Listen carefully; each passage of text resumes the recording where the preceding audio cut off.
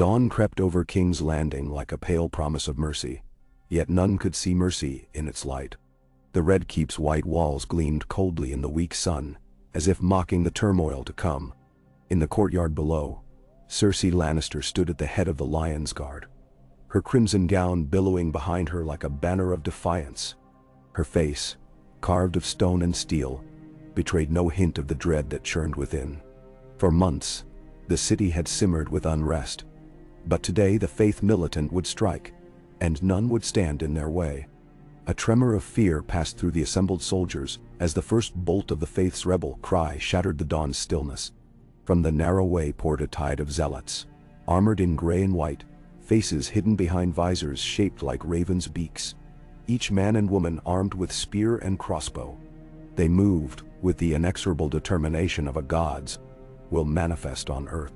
At their head strode the High Sparrow, his sunken eyes gleaming with sanctimony and triumph. The common folk lined the steps, their cheers echoing across the courtyard.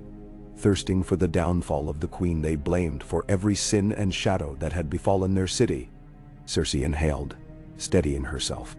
The weight of her crown pressed heavily upon her brow.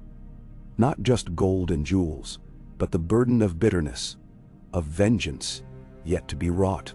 Behind her, Qyburn held the dagger she had hidden beneath her skirts, its blade black as the heart of a raven. She could strike the High Sparrow down,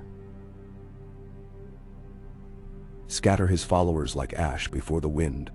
But to kill a man in prayer, to shed faithless blood on holy ground, such were the deeds of her father, the Mad King. She would not descend so low, at least not yet. Between the ranks of the Faith Militant and the Lion's Guard, the air crackled with the tension of steel drawn from its sheath. The Faith's crossbows rang out, bolts whistling over shields, embedding themselves in the cobblestones. The Crown's archers returned fire, and soon the courtyard was a blur of spinning death, arrows and bolts alike seeking flesh. But for every soldier felled, 2 more would take his place. This was no mere rebellion. It was a crusade. The High Sparrow raised a single finger, and the faithful obeyed. The spear points lowered, and voices rose in a single chant. The Faith will cleanse the land.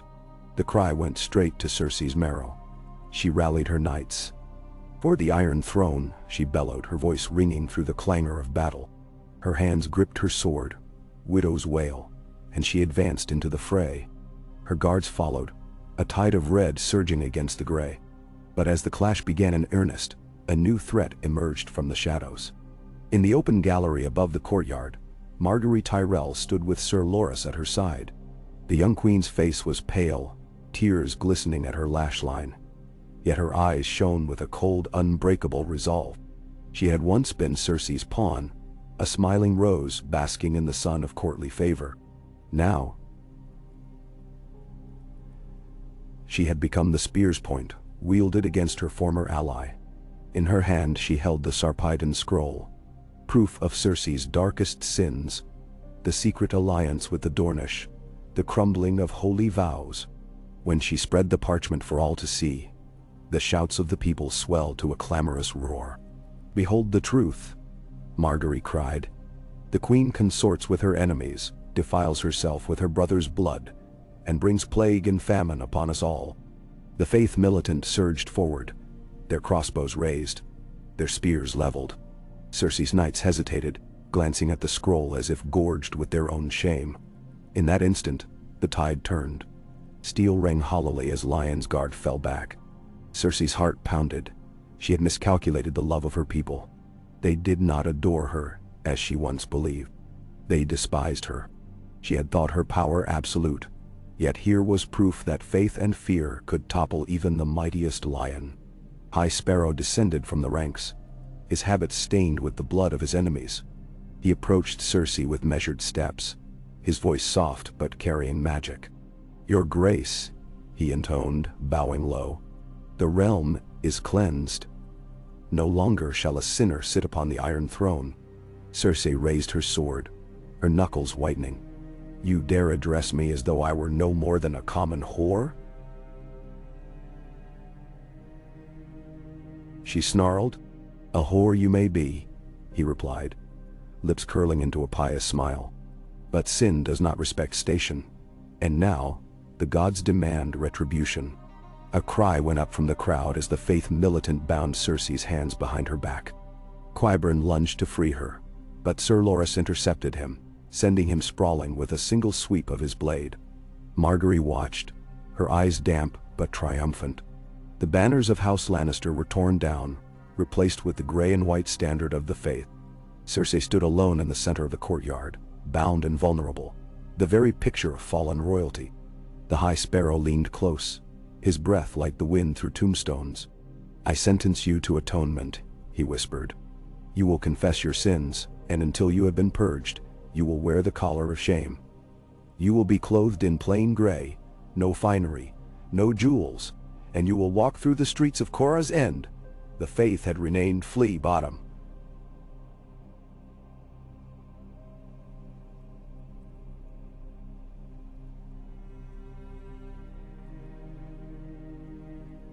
"So that all may see."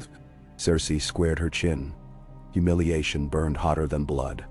Yet in that moment, a flicker of something deeper, fear perhaps, or the first scent of a plan, stirred in her breast. The High Sparrow stepped back, and at his signal, the faith militant flung open the gates. A steady stream of prisoners emerged. Thieves, whores, drunkards, and worse. They mingled among the guards, their collars jangling at their throats. Then Cersei saw them. The poor and hungry, ragged children and old men with hollow cheeks, their faces drawn with cold anticipation. They surged forward, jeering, spitting, kicking. One battered old woman hurled a rotten turnip at Cersei's feet. Another spat, and her saliva splattered upon the Lannister queen's skirts. The procession began. Cersei, bound and unarmed, was pushed forward. The gates closed behind her, and the great stone walls of the Red Keep faded into the gray light. She had ruled this city for years. Now it ruled her. The streets, once paved in gold-dusted ash, were clogged with mud and refuse. Crouching multitudes clutched the narrow lanes on either side, baying for her blood. A boy, no more than 10, ran forward, ripped the gray cloak from Cersei's shoulders, and tore at the plain shift beneath. He fell back, laughing at her bare shoulders. Another spat roast guts in her face. The smell of decay clung to her skin. She could feel the trembling of the collars at her throat, the weight of each sinner's penance. The crowd's voices were a ragged chorus. "Shame! Shame! Shame!" Through the madness, Cersei's eyes found a single figure at the head of the procession, Margaery Dottal. From beneath the Tyrell green and gold, the young queen's face was a mask of both victory and sorrow. She watched as Cersei's proud posture crumbled, her head bowing beneath the burden of shame. Margaery's lips parted in a quiet prayer. Thankfulness or pity? It was impossible to tell which. At last, the column reached the great sept, its golden dome swallowed by the low-hanging clouds. The steps were slick with rainwater, and Cersei's bound feet cut painful tracks in the stone. She could not look away from the towering entrance, where stained glass windows depicted scenes of the mother's mercy and the warrior's strength. Mercy. Strength. Both were denied her. The doors opened before her, and the High Sparrow stood there, arms outstretched in welcome. As she was herded inside, Cersei tasted blood. The flesh beneath her collar chafed and split. Torches flickered along the nave, illuminating the pews where the wealthy and the sanctified knelt in judgment. No seat remained empty. The sept was thronged with the city's foremost dignitaries, lords and ladies in gray, knights unadorned in battered plate, septas with lifeless eyes. None offered her solace. None offered her mercy. On a dais before the weirwood altar, the High Sparrow placed the collar of shame at her feet. "Remove your crown," he commanded. Cersei's fingers clenched around empty air. She drew breath, her voice a whisper. "I will not humble myself." A murmur rippled through the sept. The High Sparrow's face went stern. "Then you shall remain a prisoner here, beneath the eyes of the gods." The sept doors groaned as they swung shut behind her. Outside, the rain began in earnest. A cold, unforgiving downpour. Torchlight danced upon the wet stones. King's Landing had new masters, and its true queen was a captive. Cersei fell to her knees. In the stillness, she bowed her head. The first true act of submission she had ever performed. And in her heart, a darker vow was born. Even as the faith militant reveled in their triumph, she pledged silent vengeance. A reckoning that would one day shake the very foundations of the Seven Kingdoms. But for now the queen was overthrown. Her golden rule toppled, and in the hush of the great sept, only the gods bore witness to her sorrow, and to the promise of her return. Night after night, as damp cold settled over the Red Keep and the city beyond, Cersei Lannister lay upon a narrow pallet within the High Sept's dank dungeon. The collar of shame bit into her throat, a cruel reminder of her fallen station. But her mind burned with thoughts of vengeance and reclamation. She closed her eyes, replaying the chaos of her undoing. The roar of the crowd, the tearing of her banners, the sight of Margaery's triumphant gaze. Each memory was a blade she sharpened in the dark. By candlelight, she began to plot. Her captors believed her defeated, but she knew the truth of power. It was not merely the crown that made a queen, but the will to seize it. Outside her cell, the Sept's corridors echoed with the chants of the faithful. At dawn, at dusk, and through the night, they prayed for the eradication of sinners and the triumph of piety. Yet beneath their hymns lay a current of fear. Even the faith militant knew they had overreached. The city's lords murmured behind closed doors, uncertain whether the new regime would grant them favor or drag them into ruin.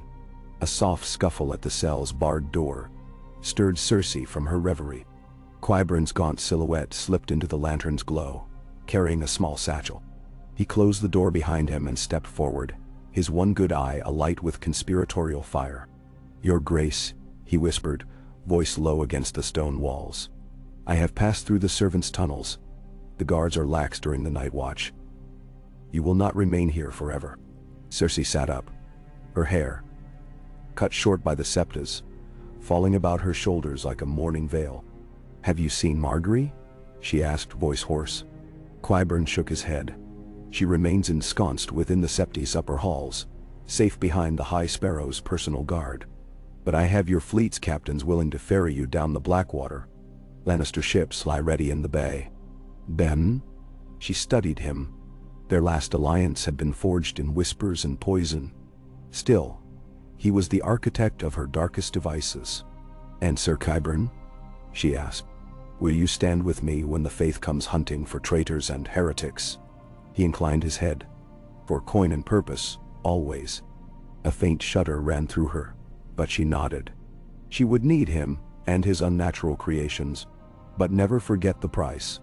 For now, her immediate task was escape. Cersei pressed back against the thin mattress, pain flaring in her bruised hip. Tonight, then, at the turning of the tide. Elsewhere, in the lofty hall, under the golden sept, Margaery Tyrell pored over the council register. The quill trembled in her slender hand, though her face remained placid. Her victory over Cersei had been swift, but the work of governance proved more perilous than warfare. Rotten grain stores, ravaged by the siege that never came, threatened famine. Dissent stirred among the riverlands, where lords dreaded the faith's new taxes, and beyond King's Landing, enemies chafed at the faith's audacity, poised to strike if the city's defenses faltered. Her brother, Ser Loras, slumped in a chair, exhaustion darkening his golden brows. "Is there no rest for us?" he muttered, rubbing at the red scars upon his chest where a crossbow bolt had grazed him. Margaery's lips curved in a faint smile. "A queen's work never ends." He scowled. "And what of Cersei? She languishes in chains. Does admonishment suffice? Or shall the High Sparrow see her bloodied further?" "Bah." Margaery paused. The High Sparrow, humble shepherd turned tyrant, had prevailed by exploiting the people's fear of royal corruption. But those who wielded fanaticism often fell prey to it themselves. If Cersei died too ignobly, sympathy might swell for the fallen queen, fracturing the delicate unity Margaery had forged. She closed the ledger and rose. We shall allow the gods to judge in due time. For now, we must fortify our concessions, assuring the small folk we will not become tyrants in faith's name. Strengthen the grain reserves, dispatch envoys to the Vale, and loosen the bindings on the merchants' tolls. Loras stood, though each movement cost him. Very well, but I cannot feign mercy forever. She placed a hand on his arm, cool and firm. Mercy is a blade as sharp as steel, brother. Wield it wisely.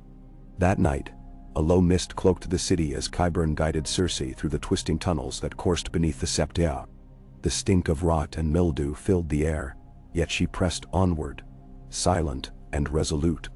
Qyburn's ministrations, oils for her bruises, a vial of liquid that numbed her collar's bite, had granted her reprieve. At the end of the corridor, two of Qyburn's rogue acolytes in battered armor stood guard. As they passed, one leaned in. High Sparrow hunts for you along the streets. Word is he suspects a plot. Cersei's jaw clenched. Then we must hurry. They emerged onto a narrow alley near the Dragon Pit's entrance, the mist concealing their forms. Beyond the walls, the black water lay black as obsidian, the city's bulk looming like a monstrous sentinel. Lanterns bobbed upon the decks of Lannister galleys, and a handful of uncloaked sailors readied ropes and oars. Qyburn drew a thin blade and snapped it clean in two. For each guard you must pass, ahead. Cersei nodded. The moment had come. She slipped her wrists within a leather binding Qyburn provided, its interior lined to prevent the collar's edges from cutting her skin. Pain lanced through her, but she forced herself to stillness. At the docks, two city watch sentries lounged by a torch.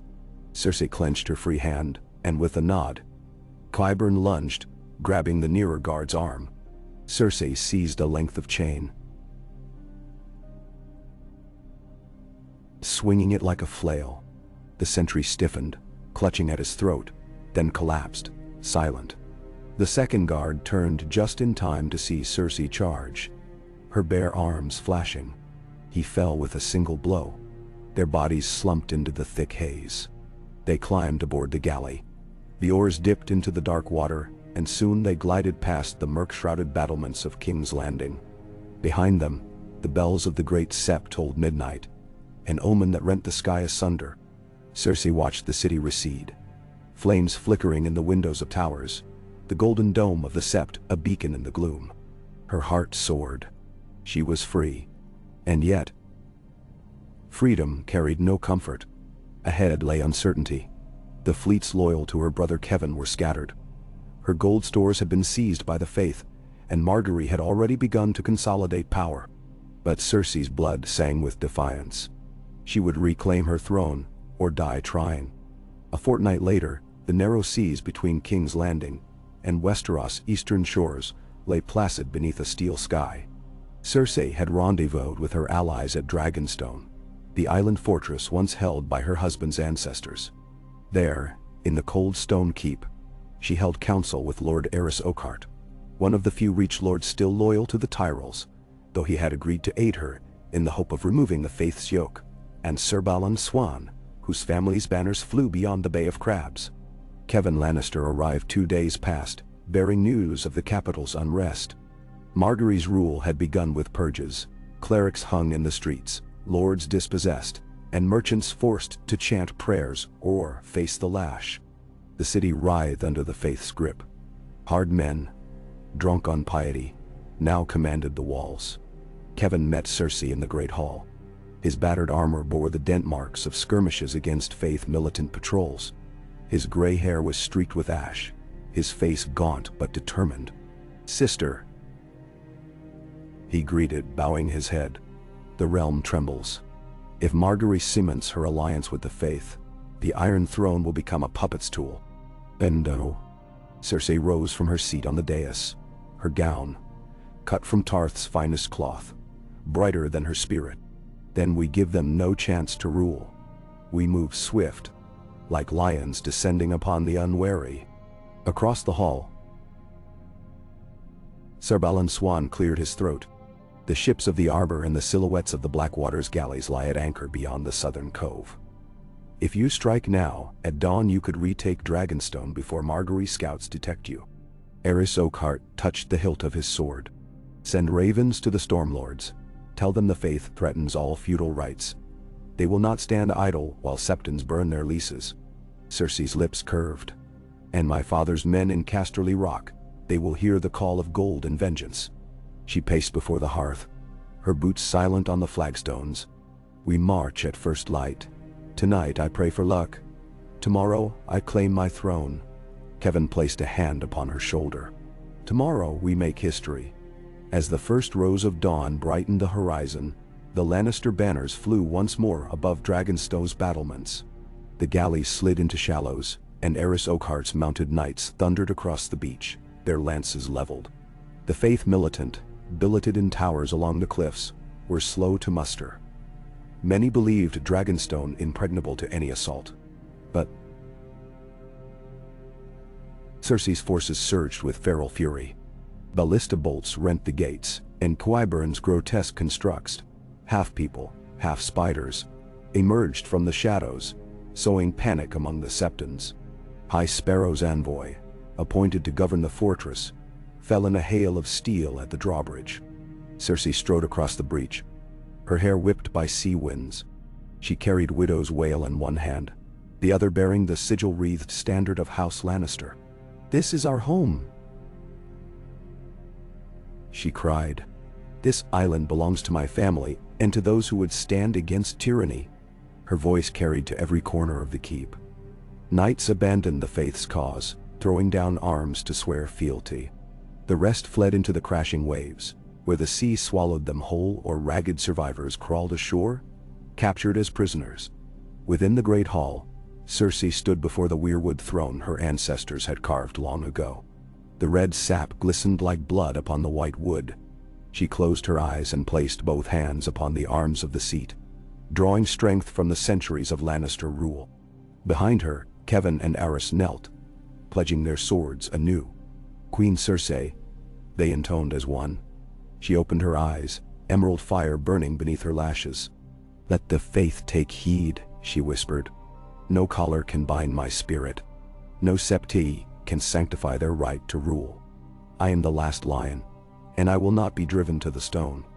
Menenda. Word of Cersei's triumph at Dragonstone spread like wildfire across Westeros. Lords who had wavered now bowed before her banners. Bannermen mustered in the Westerlands and the Reach, their armor bright as newly minted coin. Even the Iron Bank of Braavos, ever careful to back the surest claimant, sent emissaries offering loans for the war to come. In King's Landing, Margaery Tyrell sat upon the Iron Throne in the Sept's hollowed-out council chamber, her green and gold gown a decree of triumph. The High Sparrow, once her puppet, now paced the dais like an apprentice king. Below them, the city streets whispered of rebellion. Graffiti scrawled proclaiming, "Lannister revenge, and faith is false." Late one evening, a raven landed atop Margaery's desk, bearing a single message in Cersei's hand. "Margaery Tyrell, you crowned yourself queen with the faith's hand, forgetting that the gods favor no usurper. Tonight, the tide turns. I come for my city, my crown, and for justice. Bring your allies, they will beg for mercy. Cersei of House Lannister, the lioness reborn." Margaery's face fell. The High Sparrow paused, his sunken brow furrowing. "They would challenge us so soon?" She stood, eyes steely. "Then we meet them on the field." The morning mist over the Trident bore witness to a host like no other. The Reach and the Westerlands converged, their banners mingling in a tapestry of rose and lion. Cersei rode at the vanguard, armor gleaming, her hair swept back like a banner of war. Beside her, Kevin carried the royal standard, and Qyburn's hushed commands orchestrated the placement of trebuchets and scorpions. Opposite them, the Faith Militant and the Tyrell levies, aligned under the sapphire standard of Margaery. The High Sparrow stood enthroned atop a makeshift dais, his book in one hand and his hands raised in benediction. "Let it be known," he intoned, "that the faith goes to war not for power, but for purity. May the gods judge our cause as righteous." Cersei glanced at her sister foe, then fixed her gaze on the field. "May the gods judge us all," she murmured. At a signal, the Faith's archers loosed their arrows. The clash was thunderous. Steel rang against steel. Horses screamed as they were thrown into death, and the ground shuddered under the weight of armies. Cersei rode into the fray, her blade carving a path through spear shafts and helms. Kevan's roar spurred the Lannister host, and the Reach Knights, remembering old loyalties or fearing the Iron Bank's wrath, joined the charge against the Septons. Yet the Faith Militant fought with fanatic zeal. Crossbows unloaded into the Lannister ranks, and the Septons moved like an unbreakable phalanx. Margaery's Tyrell Knights, once her proud guard, fought doggedly beneath their green banners. Amid the chaos, Cersei spied the High Sparrow, shielded by his Septons. She spurred her mount, cutting through the press. The world narrowed to the shape of his beaked helm. She swung Widow's wail in a rain of sparks. The blade met iron, then the High Sparrow's staff, driving him back. He staggered, and for a moment their eyes met. His hollow with righteous madness, hers aflame with vengeance. Qyburn appeared at her side, sword flashing. Together they pushed the Septons aside. The Lannister cavalry thundered in, scattering the Faith's flank. Margaery, seeing the breach, rallied her knights to reinforce her ally. But the Lannister host was too strong. Shields were shattered, pikes splintered, and the Septons' formation faltered. The Reach Lords, counting the cost of zealotry, withdrew their support, turning on their erstwhile commanders. Margaery found herself surrounded by disloyal bannermen, men who sold her cause for coin, or feared Cersei's returning might. With a final cry, the Lannister horn sounded. The field erupted with a charge that shattered the Faith center. The High Sparrow, caught amid retreating Septons, fell from his dais, his holy book torn and stained with blood. Cersei rode to him, the collar of shame now her own trophy. She dismounted, seizing the staff lying at his side, and lifted it high. "For the realm," she roared. Then she drove the staff through the Septon's heart. He fell to his knees, eyes wide with disbelief, and then slumped into the mud. Silence fell as both armies halted. The survivors looked upon their queen, fierce and golden in her vengeance. Margaery, unhorsed and disarmed, knelt before Cersei, her gown torn, her eyes filled with sorrow. The once proud rose had been trampled beneath the lion's claws. Cersei advanced, her boots leaving prints of red in the bloody earth. She stopped before Margaery, lifting Widow's wail to the young queen's throat. "Do you yield?" she asked. Margaery's lips trembled. "I yield." Cersei lowered her sword, letting it rest across Margaery's shoulders. "You will beg forgiveness on your knees before the gods, and before me." Her voice was soft, but its echo shook the assembled hosts. Margaery bowed her head, sobbing. "I beg your forgiveness, your grace."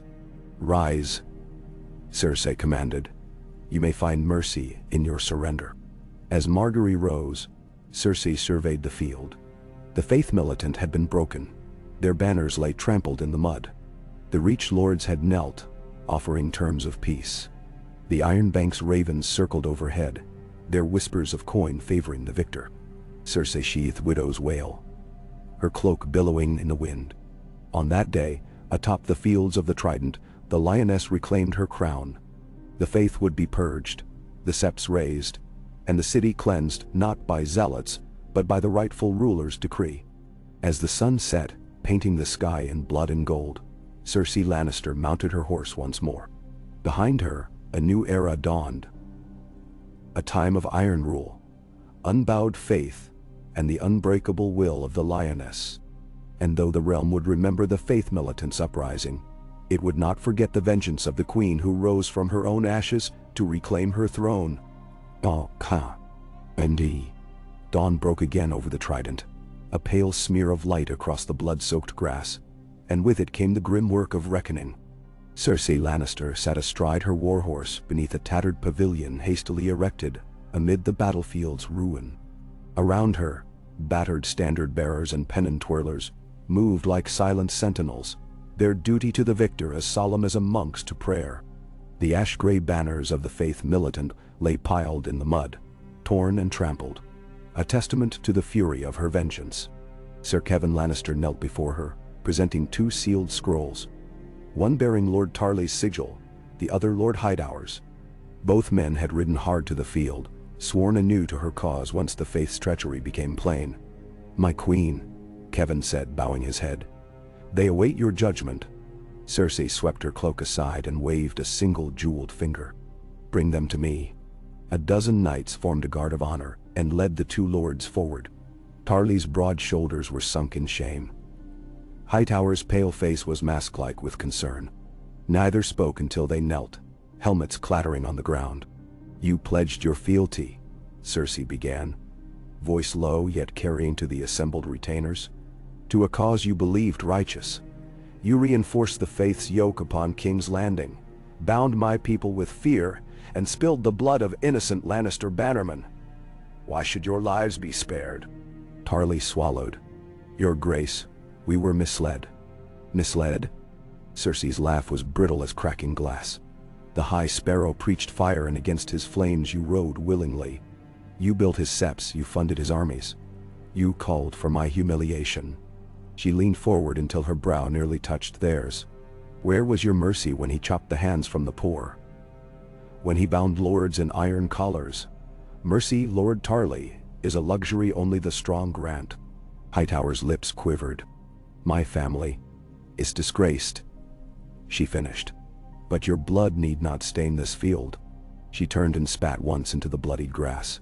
"You will march to King's Landing under my banner. You will restore my bannermen's titles and lands. You will give lordships to those I command. Fail, and the noose will be your mercy. Menhouse." Dip. They rose, solemn promises on their lips, and the host murmured assent. Cersei dismissed them with a nod. The march back to King's Landing was both triumphal and penitential. Lannister banners fluttered alongside the old sigils of the Reach, the golden rose intertwined with the roaring lion. Where once the faith militant had swaggered through the streets like conquerors, now Cersei's host returned as liberators. Citizens, gaunt with hunger and fearful of fanatic rule, lined the roads, tears in their eyes, hands lifted in praise. Children danced between the pikes, and Septus, their habits torn, bent in obeisance. More than once Cersei glimpsed gratitude in the gray eyes of men who had spat upon her. She returned neither their smile nor their scorn, but rode on, imperious and untouchable. As the gates of King's Landing swung open, she felt the weight of her victory settle upon her shoulders. The city lay in wreck. Chapels and septs stood half destroyed, their stones splintered by catapult fire. Markets were empty. Poorhouses overflowed with men and women broken by the faith's cruel penances. And atop the shattered street of Flea Bottom, where she herself had walked in shame, her banners now soared, signaling a new dawn. Her first decree was swift. She rode to the great sept of Baelor, its arches scorched and timbers damp with rain. There, beneath the towering weirwood that spanned the apse, she proclaimed the faith dissolved. The High Sparrow's prisoners, her own and thousands more, were freed, their collars removed, their scars bound by Septus pressed into her service. She ordered the demolition of every sept built in the name of militant piety, stone by stone, hour by hour, until none remained to tempt tyranny of faith again. The wood of the great weirwood, fallen centuries ago, she had carved into pews for the small sept in the Red Keep's courtyard, a single humble place of worship for the gods of men and women to pray in peace. In council thereafter, Kevan pressed for mercy upon the faith's rank and file. "Let us show them clemency," he argued. "They followed a lie, but they are the common people." Cersei considered this while staring out at the mutilated stones. "Mercy," she said at last, "is given only once. Let our clemency be measured and firm. Any caught raising arms or arms to faith for rebellion shall feel the sword." Her words were met with nods. Thus House Frey, House Mallister, even House Connington, stalwarts all of the faith's brief ascendancy, offered hostages and sworn bonds. The Iron Bank, impressed by her decisiveness, remitted her war debts. In the span of days, she restored order and drew a clear line between devotion and domination. Behind closed doors, however, Cersei's triumph was stained by loss. Word came that Olenna Tyrell had perished in Oldtown's plague. Her last act to have cursed the Lannister name. Margaery Tyrell, spared at the Trident, lay under house arrest in the Red Keep, her health sapped by fever and grief. Tommen, exiled to the Quiet Isle to atone for his sin of kingship under the faith, remained silent and withdrawn in his vows. And above all, the shadow of Jaime's absence, ever beyond the sea, serving in distant campaigns, pulled at her heart like a lodestone. At night, in her solar, Cersei stared at the Iron Throne's empty seat. She traced its jagged edges in her mind, remembered the thrill when she first claimed it, the taste of power sweet on her tongue. Now it awaited her, restored yet hollow. She crossed the room and sat before it, the cold steel biting her back. It had been said that the throne was forged from the swords of 1,000 conquered foes. She would add to its legend with her vengeance, but also lay the foundation of a new reign, one tempered by hard lessons, by knowing that faith and fear once unleashed could destroy even a queen. She stood and paced. A servant brought a simple chalice of wine, which she drank with slow deliberation. Outside, torches flickered at the battlements, and distant hammers rang as masons reinforced the walls. King's Landing was alive again, but forever changed. The bells of the destroyed septs were silent. In their place hung rings of bronze, cast to chime only in celebration of harvest, birth, or the crowning of a worthy ruler. At daybreak, Cersei summoned the lords and ladies of the realm to the Red Keep's courtyard. "Hear me now," she proclaimed, her voice strong despite its weariness. "No longer shall the Iron Throne be subject to the whim of zealots. No crown shall be worn in the name of false gods. Justice will be swift, mercy measured, and faith respected, but never feared." She lifted a simple circlet of plain gold. "From this day forth, I wear not a crown of jewels, but one of purpose. Let any who would challenge this decree find themselves beneath my blade, or upon my mercy as I see fit." A cheer rose that shook the stones. In that moment, the lion's roar echoed across Westeros once more. Cersei Lannister, having tasted humiliation and vengeance, now ruled with iron will, her spirit forged in fire and reborn in blood. And though the scars of war would linger, she stood resolved that in her reign no god, no man, nor any militant faith would ever again threaten the realm she vowed to keep safe. The dawn air in King's Landing still carried the acrid tang of war, smoke from felled towers, the dust of razed septs, the coppery scent of spilled blood. Yet beneath it all lay a current of something new, the tentative stirrings of hope. Cersei Lannister stood upon the palace balcony, her gaze sweeping over the city she had reclaimed. Below her, the newly appointed Master of Whisperers coordinated the removal of rubble. Hawkers called goods in reopened markets. Children laughed as they chased a stray dog through a cleared courtyard. The lioness had roared, and the realm had flinched. But now, perhaps, it dared to breathe again. She turned as Kevan Lannister approached, his gaunt features softened by the pale light. In his hand he held 2 scrolls sealed with the red wax of the king's justice. "My queen," he said, bowing deeply. "Autumn harvests in the reach, and the Westerlands exceed last year's yields. The grain stores you ordered released have filled our granaries again. The small folk thank you." Cersei's lips quirked in something akin to a smile. She laid a hand upon Kevan's arm. "Good. Let no one claim the throne starves its people." She broke the seal on the first scroll and glanced at its inked contents. "Send word to Highgarden. The Tyrell hostages may return to their homes, so long as they swear fealty to House Lannister and render their dues.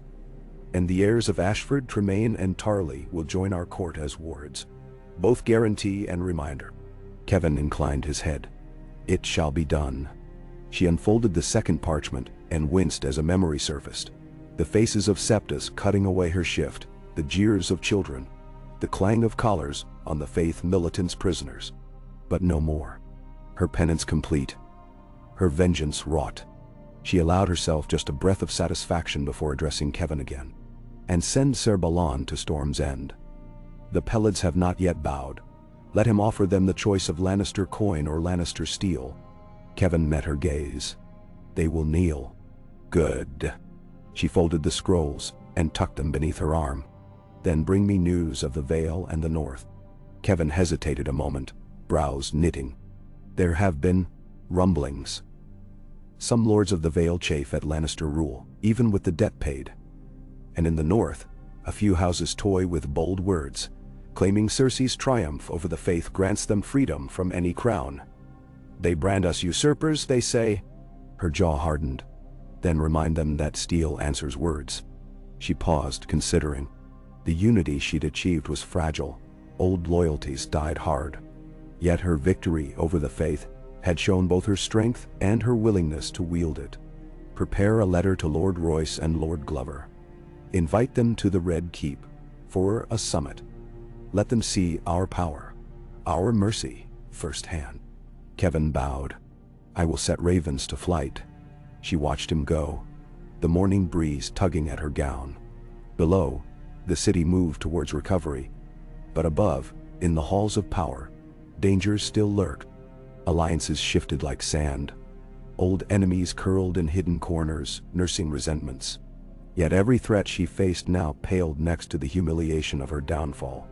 And every victory tasted sweeter in its shadow. In the bowels of the Red Keep, the iron doors of the dungeons clanged shut behind a pair of visitors.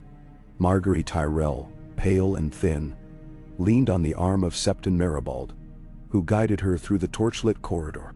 The scent of damp stone and old blood was thick here. Margaery's green gown, once the pride of the Tyrell court, dragged beside her on the cold floor, its hem stained with the mud of the trident and the dankness of her confinement. They paused before a cell where Cersei had lain bound and broken. Now the door stood ajar, empty shackles dangling from its iron bars. Margaery drew in a shaky breath. Where is she? Septon Maribald placed a gentle hand on her shoulder. She is in the Solar, your grace. The queen awaits you. Margaery's lips pressed into a thin line. They walked on, ascending narrow stairs carved into the rock, until they emerged into a heated chamber scented with burning amber and rosewater. A soft fire glowed in the hearth, casting flickering shadows on the tapestried walls. At a simple oaken table sat Cersei Lannister, her golden hair loose about her shoulders, dressed in a robe of deep crimson. She looked up from the parchment before her, emerald eyes calculating. Margaery paused at the edge of the room. Her own ruby eyes glistened with uncertainty, but not fear. Your grace? Cersei inclined her head. Margaery. Her voice was smooth as silk over steel. I trust you were treated well. Margaery allowed a small, bitter smile. Better than some. She took a hesitant step forward. I thank you for my life. Cersei waved a hand, dismissive. Your life and your health. They are yours by my mercy alone. Consider yourself fortunate. Naum? Margaery met her gaze, courage blooming in her chest. Yet I request more than mercy. I ask for purpose. Cersei arched an eyebrow. Purpose?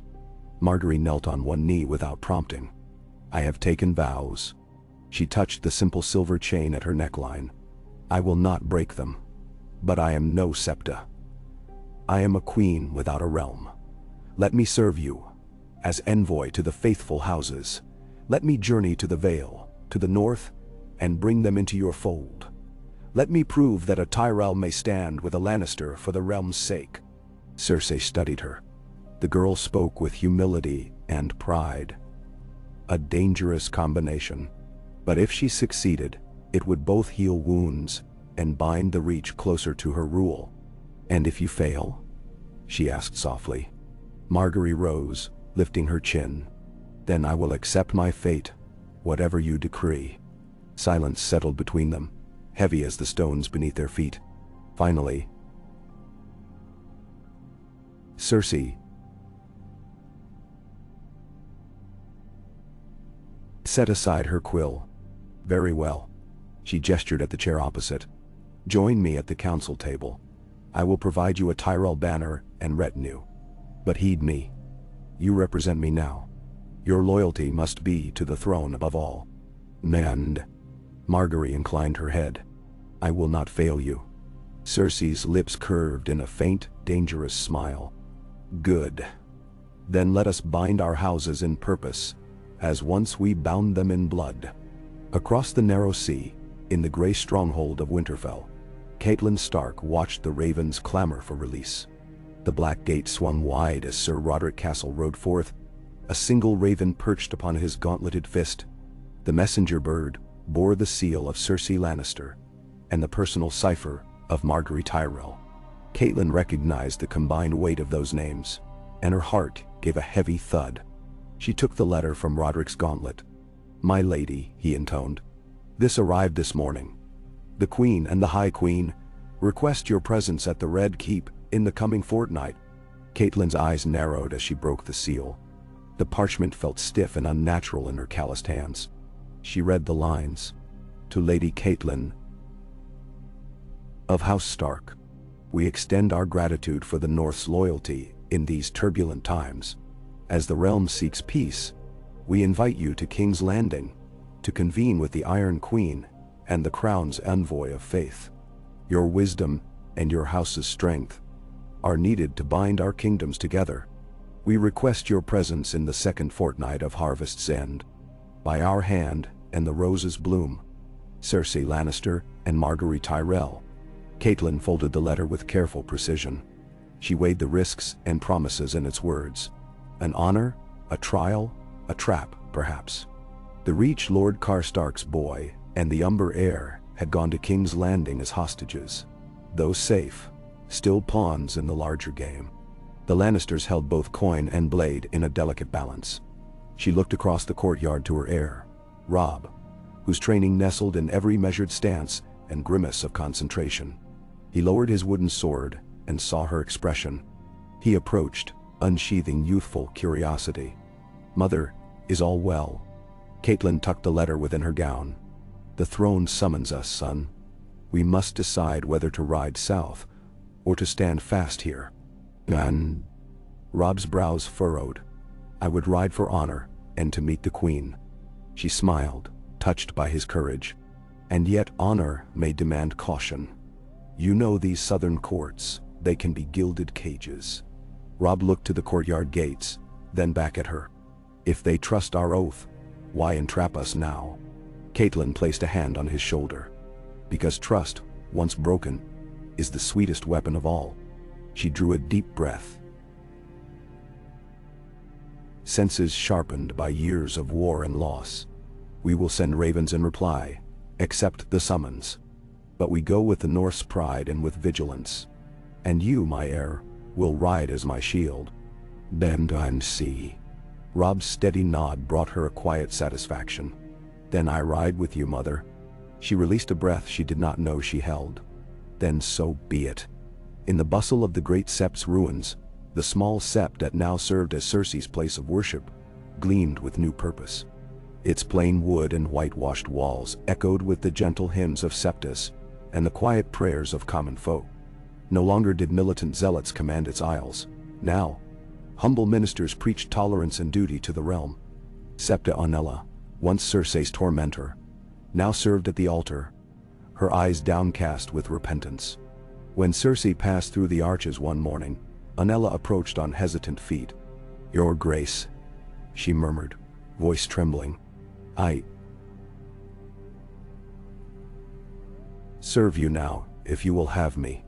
Cersei paused before the altar's carved bench. She glanced at the septa's thin frame, her gaunt features marked by years of self-denial. "You bound the collars," Cersei said softly. "You spat upon me." Onella's head bowed. "I was blind in piety, but I wished to atone." The Queen considered her. Mercy was a blade. It could heal or sever.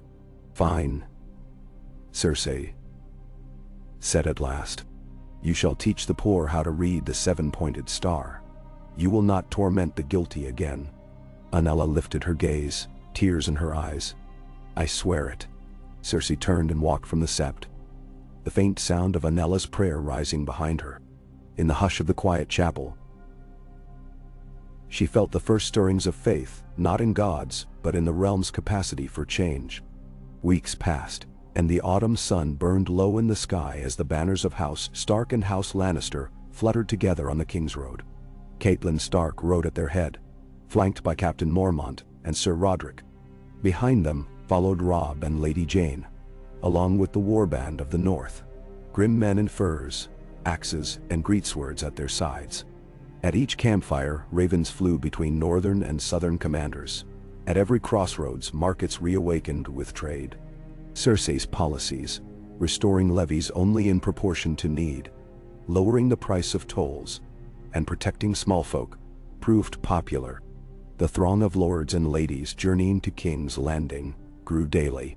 On the night before their arrival, Cersei dined in her solar with Margaery, Kevin, and Sir Balon Swandee.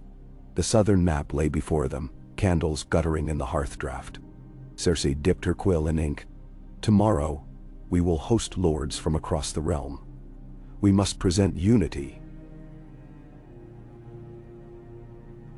Strength united in purpose. Margaery traced a finger along the riverlands.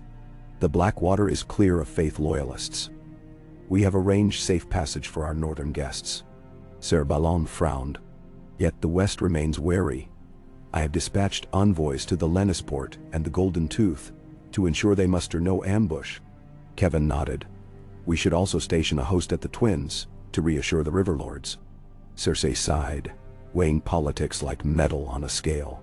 Yes, and we shall ride forth ourselves to greet the Starks. Margaery's eyes lit.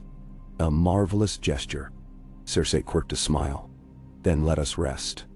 Tomorrow, the realm watches our dreams become deeds. Then, the morning of the summit dawned crisp and golden. King's Landing's walls were newly whitewashed, its streets scrubbed clean.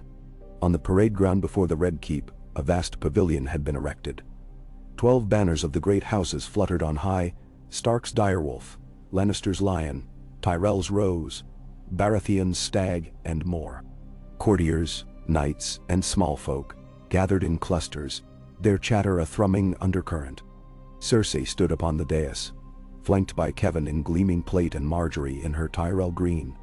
Before her knelt Catelyn Stark, clad in furs of the North, her auburn hair braided with Stark practicality.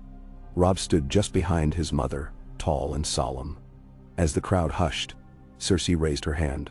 Lords and ladies of Westeros, today we stand united, not by the whim of war nor the zeal of blind faith, but by the promise of peace. Let this summit mark the dawn of a new era, where faith guides our hearts, not binds them, where the crown protects its people, not oppresses them, and where every house, great and small, has its voice at this table. Thou. Applause rippled through the assembled host. Catelyn rose and approached. When she reached Cersei, she bowed her head in respect, a gesture echoed by Robb and every northern knight.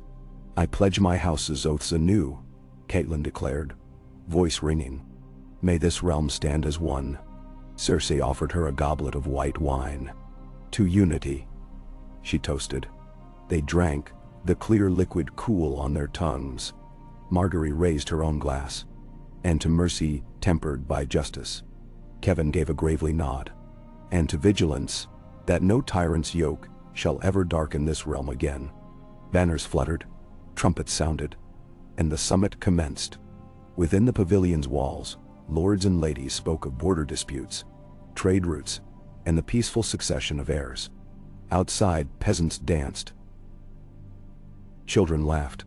The city, once scarred by fanatic bloodshed, now thrummed with cautious optimism.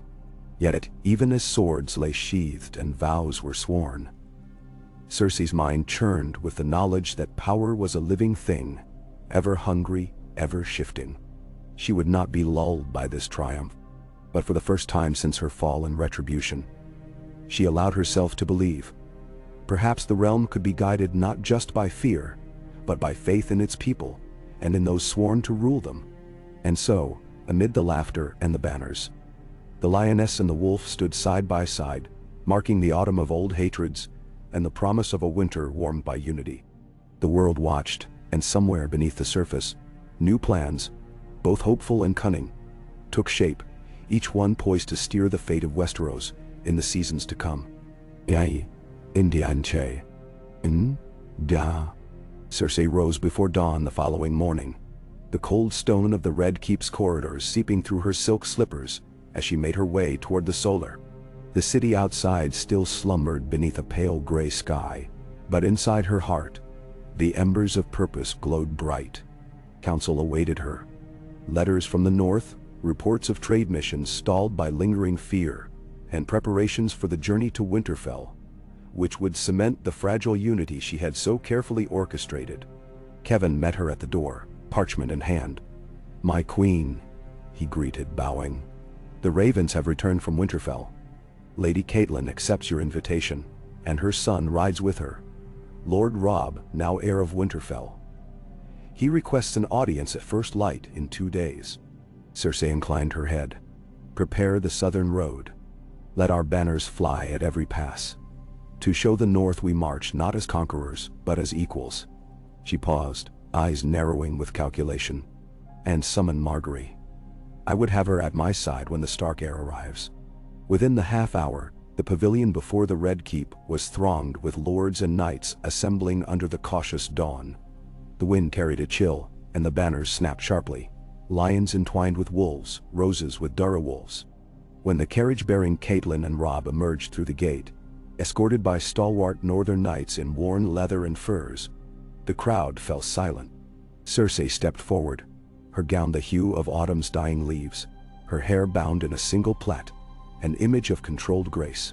Catelyn disembarked, offering a curt nod of respect, and Robb followed, tall and sober beyond his 17 years. Margaery stood to one side, a pale smile playing on her lips, her green gown trimmed with gold braid. The two young women regarded each other, queen and envoy, each measuring the other's strength. Cersei raised her hand. "Lady Catelyn Stark, welcome to King's Landing. May your roads be safe and your purpose clear." Her voice rang across the courtyard.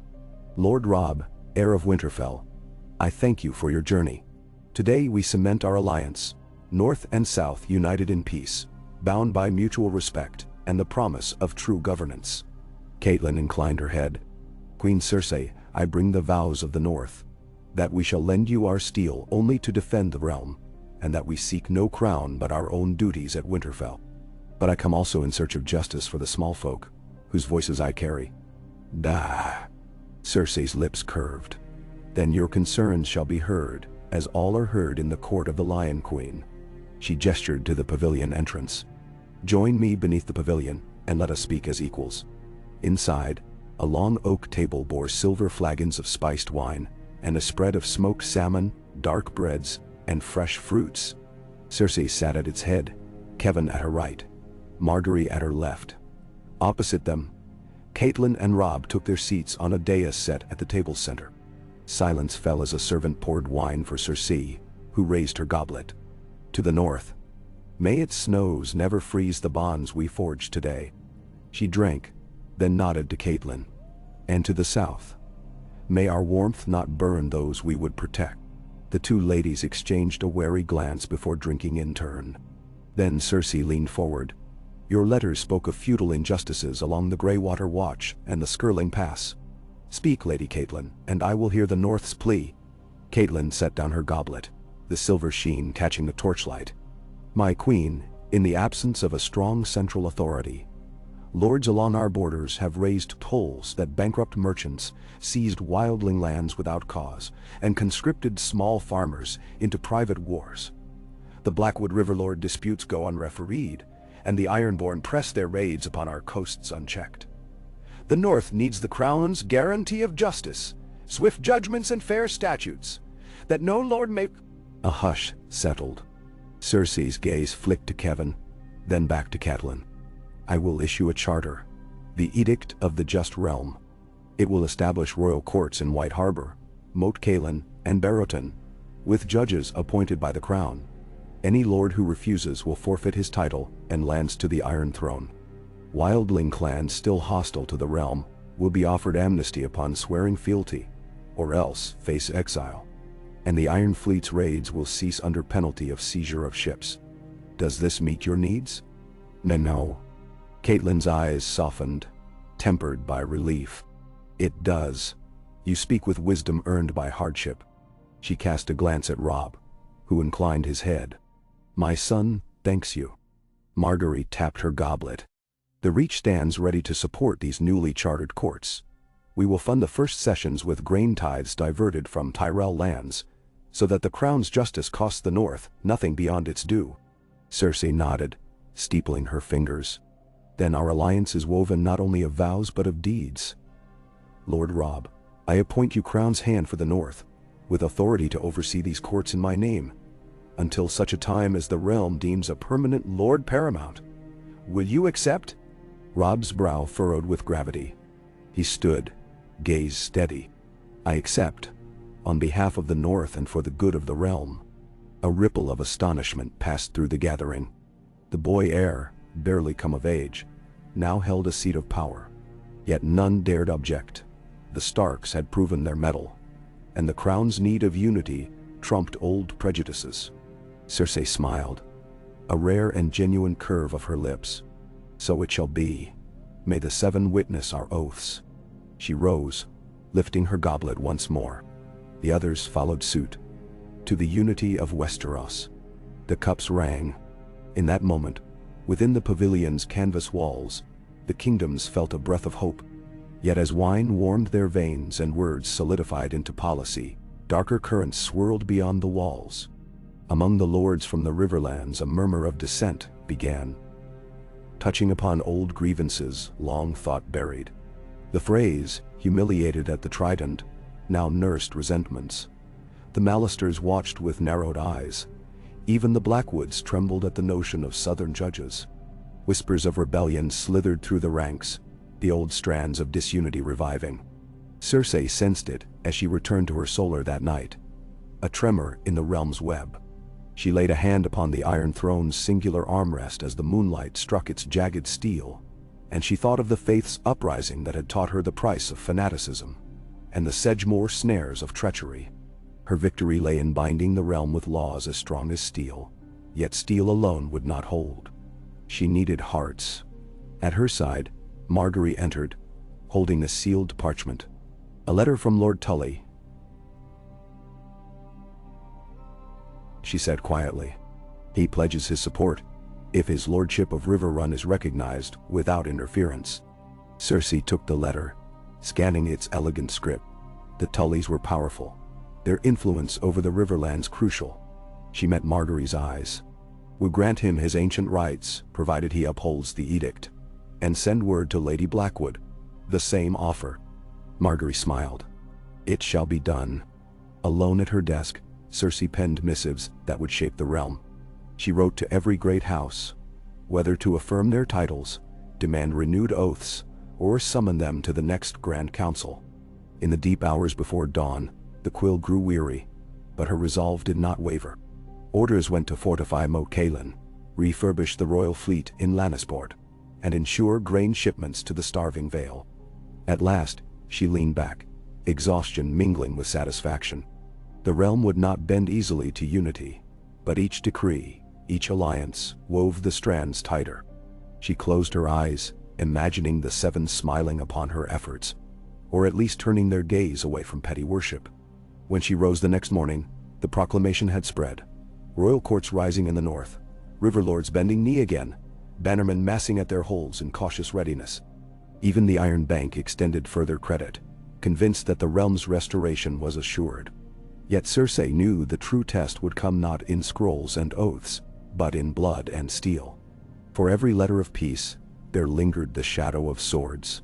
She would ride north at the spring's thaw to stand beside Catelyn and Robb at Winterfell, offering the Iron Throne's blessings and its vigilance.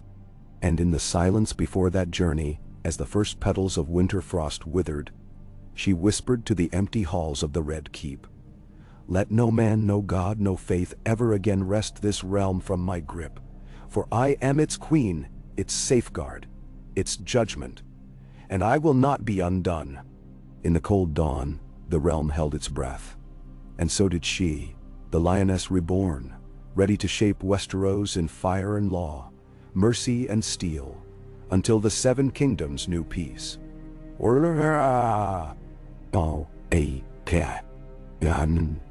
The dawn hung over King's Landing like a pale promise, and Cersei Lannister rose to meet it with purpose hard-earned. Though the summit with the Starks had cemented her authority across the realm, the work of true governance, mending old wounds, rooting out hidden dissent, and preparing for the long winter, lay ahead.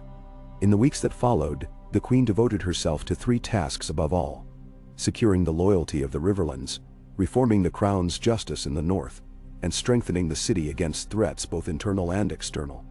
In the Riverlands, the reconstruction of river runs, shattered defenses, became Cersei's first priority. The Red Fork flooded each spring, and without sturdy walls the lands lay open to raiders or ambitious lords. Cersei dispatched Margaery Tyrell alongside Sir Balon Swan as her envoys. The handsomely finery of the Tyrell envoy staff and the Lannister war troops under Swan's command presented a vivid show of cooperation to Riverlord and smallfolk alike. Lady Blackwood and Lord Tully, once adversaries, stood together in stone and mortar ceremonies, pledging fealty beneath Cersei's banners. Where grievances remained, the Queen's new edict empowered visiting judges to hear accusations swiftly, striking at tit-for-tat feuding clans with impartial decrees. The swift justice of these courts, combined with generous grain shipments from the Reach, turned many former skeptics into loyal supporters, and by midwinter, the meadows of the Riverlands bloomed again under the peace of centralized oversight. Yet beneath this outward success, shifts in power played out in darker halls. The Freys, resentful of their humiliation at the Trident and suspicious of Cersei's newcomers, conspired with a handful of disgruntled Lannister knights. Their plots took shape in clandestine midnight meetings in the inyards of Harrenhal, where words of Lannister betrayal and Stark ambition passed lips that thirsted for the old days of petty lords and private war. It was the Iron Bank's emissary, sent to assess the security of her loans, who unearthed these tidings and brought them to Cersei's ear in King's Landing.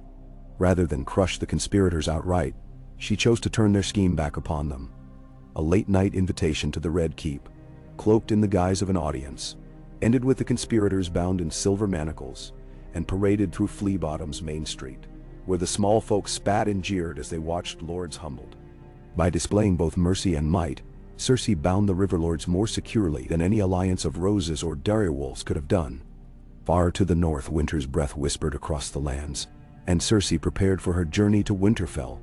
Kevan Lannister oversaw the outfitting of a southern host suited to the Boneway and the Wolfswood, while Sir Balon Swan inspected the newly constructed royal courts in White Harbor, Moat Cailin, and Barrowton. He reported that the northern populace, weary of long-standing injustices, greeted these measures with cautious optimism, yet cautioned that the earthen defenses at the fords and passes had been neglected for generations. Cersei agreed to spare the manpower of the Reach and Westerlands to rebuild those defenses in exchange for men-at-arms contributed by each northern house, thus intertwining their fates even more tightly. Accompanying Cersei on the journey were Margaery, Kevan, and a retinue of Tyrell and Lannister knights. Qyburn's acolyte scouts, disguised as pilgrims, traveled ahead to gauge the temper of each holdfast, reporting back whispers of loyalty and lingering resentment. Cersei read their reports in the candlelit hours of her carriage, her eyes narrowing at rumors that the Karstarks and Umber clans, while outwardly pledging their banners, spoke in private of Southern Yokes and Lion's Claws. The Queen determined to meet these potential challenges directly. At each stop she held open councils, listening to complaints, debating statutes, and occasionally issuing on-the-spot judgments that blended firmness with compassion.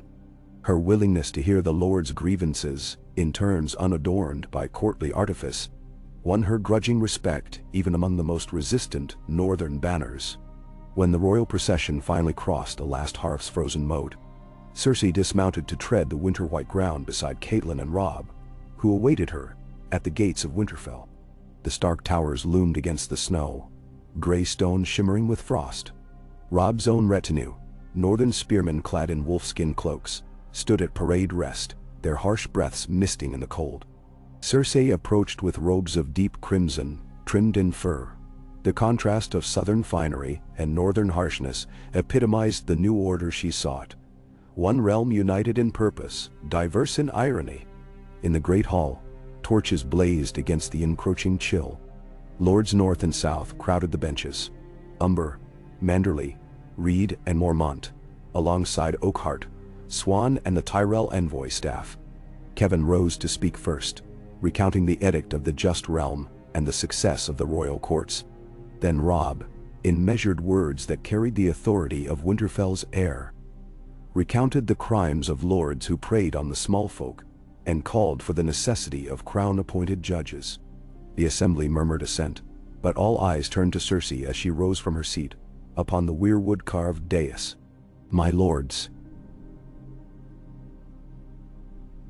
she began, her voice echoing like steel upon stone, "we stand together in this hall not as conqueror and conquered, but as guardians of our people. The winter will be cold and unforgiving. Our unity must be stronger still. I ask you now, pledge your swords and voices not to the division of old, but to the forging of a realm that endures beyond any one house." Then so. Quiet fell. Then, one by one, northern lords rose in pledge. Umber's gravelly voice cracked as he spoke his words. Manderley's daughter clasped her father's hand before rising, and the aged Wool said simply, "I stand with the Iron Throne's justice."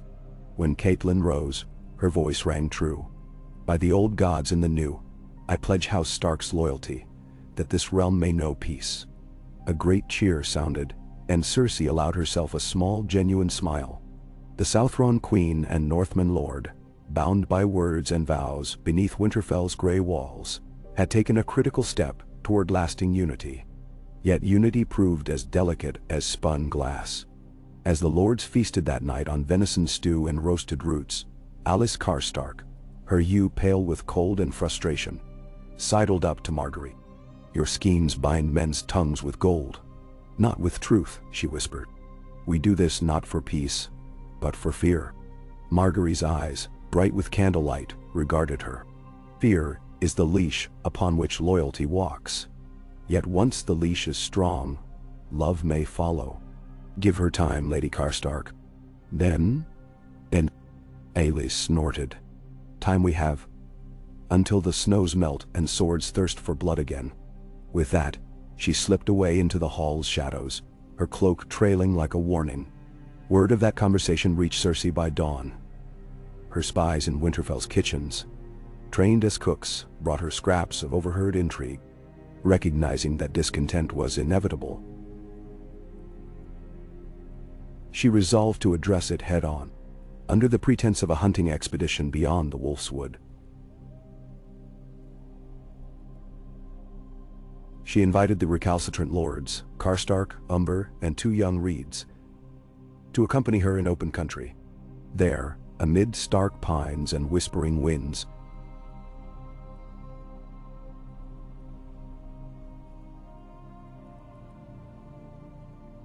she confronted them, not with sword or threat, but with questions. She asked of their grievances, their fears, and the price they had paid in years of predatory lording. In their strident replies she heard truth, that the North's honor demanded fingerprints upon its laws, not parchment decrees from the South. At her suggestion, she opened the Great Council's fines and tithes to local oversight. Each northern hold would elect 2 small folk delegates to sit beside crown-appointed judges, ensuring that royal justice did not become remote tyranny. This concession, small in statute but vast in principle, stung some lords' pride but mollified their anger. By the time the hunting party returned to Winterfell's gates, the disgruntled lords had pledged new oaths, and a fresh seed of participation had taken root among the people they ruled. Spring's thaw brought a new challenge. The Ironborn of the Western Isles, long left unchecked by the Faith's brief reign, had resumed their raids along the Stormland's shores. They struck the town of Tarth with cruel efficiency and plundered the fisheries near the Shield Islands. Cersei learned of this in King's Landing, even as she and her southern hosts prepared to return from Winterfell. Rather than rushing south with a fragile northern alliance in tow, she chose to delay, knowing that a unified response would underscore the reality of the realm's renewed strength.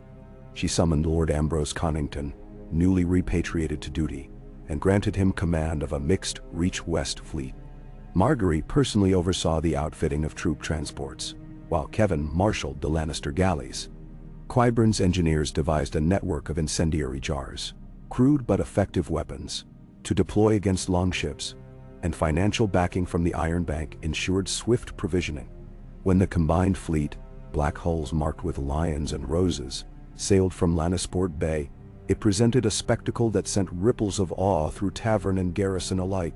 The Ironborn, confident in their seaborne prowess, did not expect the swarm of lantern-jar hellfires that rained down upon their longships as they launched yet another raid on Tarth's coast.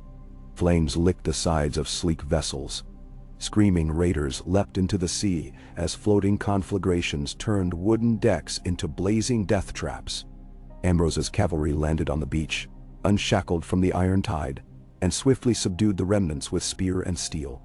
The survivors were taken before a martial court convened upon the sands, judged swiftly according to the edict of the just realm, and then sent to repair their crimes under the lash of corvée labor, or, in the case of their commanders, forfeited their ships and titles. This decisive victory sent word northward and southward. The crown could strike at sea as well as land, and the realm's unity served not just in peace but in war. When Cersei finally rode into King's Landing at the head of the returning host, she wore the signs of her southern winter campaign. A new mantle trimmed with wildling furs from beyond the wall, gift of the Starks, a handbelt forged with iron from the Riverland's forges, and the faint scars of burnished smoke on her boots.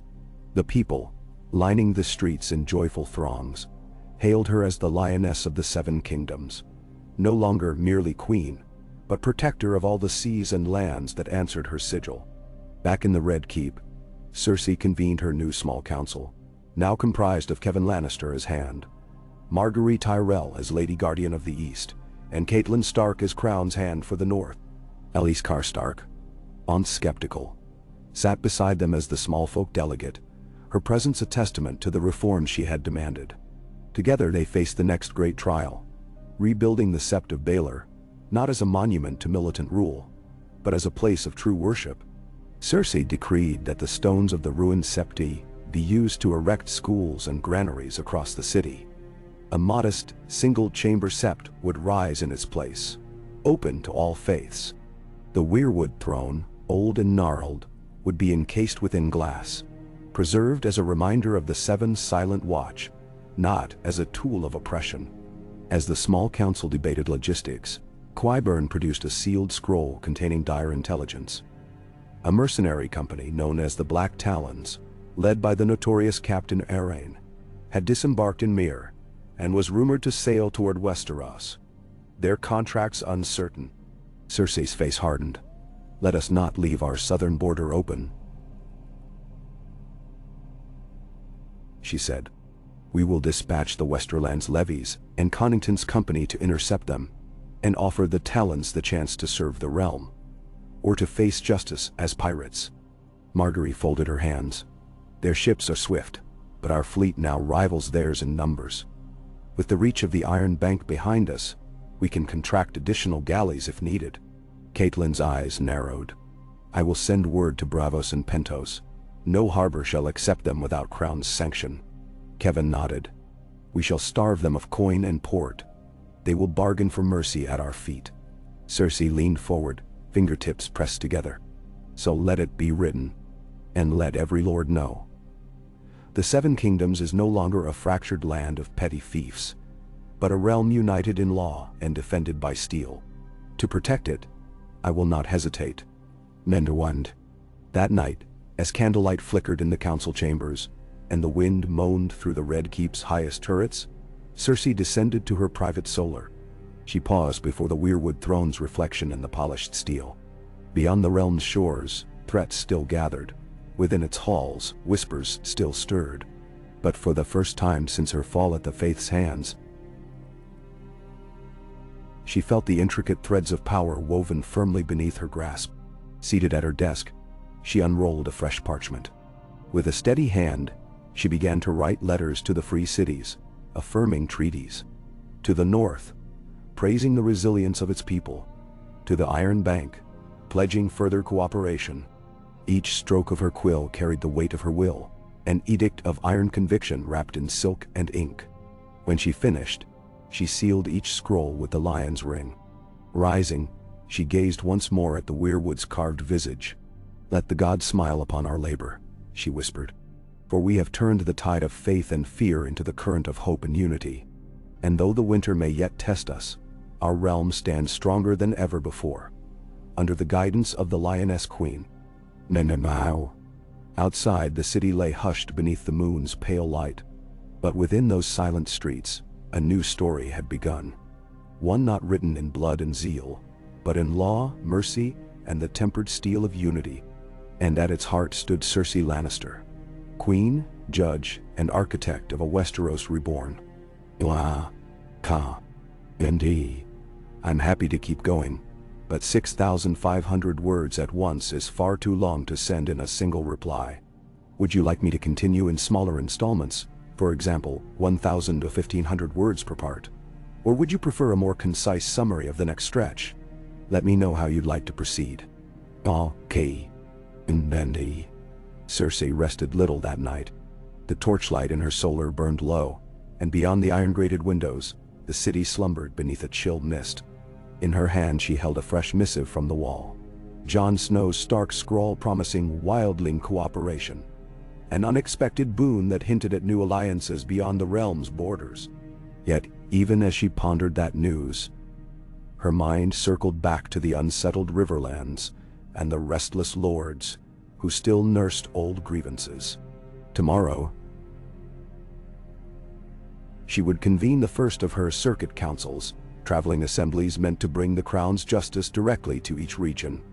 Tonight, however, she would prepare the summons. By candle's end, she had penned letters to the Karstarks, the Umbers, the Blackwoods, even minor river clans, and to each had attached a small scroll bearing an invitation. To meet her at Harrenhal in 1 fortnight. To discuss new charters for county courts, tithes in kind rather than coin, and a standing commission of crown-appointed marshals to keep the peace. Each letter closed with the same phrase, "Come neither as vassal nor supplicant, but as partner in governance." When dawn broke, Cersei rode out of the Red Keep's gates, accompanied by Kevan, Margaery, Sir Balon, and her personal guard. They traveled east along the King's Road, banners at half-mast in deference to the fallen common folk, whose graves still marked the roadside. At each village she paused. In Fleabottom she distributed cloth and grain. In Kingstown she ordered the half-built sept repurposed as a schoolhouse. In Hayford she tested the newly installed court and sat in judgment on a land dispute. By midday, word of her presence had spread, and small folk lined the roads, offering curtsies and blessings. The ceremonials were draining, yet Cersei welcomed them. They were the outward proof that her reforms were not the empty words of a distant throne. 2 days later, they reached Harrenhal, its half-collapsed towers looming above a moat choked with weeds. Here, she had chosen to hold her first great circuit council, believing that the grandeur of the ruin would humble no one, and that the lords assembled would come on equal footing. In the great courtyard, benches ringed a low dais. Around it stood knights and valets, septas and maesters. Behind them, in the broken windows, hawks wheeled on the breeze. House Frey arrived first. Banners of blue and silver, stiff-backed men whose eyes flicked distrustfully at the scarred fortress. They were followed by Lord Mallister and Lady Blackwood, then by the Manderleys from White Harbor, whose merchant wealth had come to fund much of the reconstruction. Last came minor lords, men of small domains who wore second-hand mail and carried handcrafted swords. All told, some 40 banners lined the walls, each awaiting the Queen's words. Cersei dismounted and ascended the dais, Margaery at her side. She raised her hand, and silence fell. Lords and ladies of the Riverlands,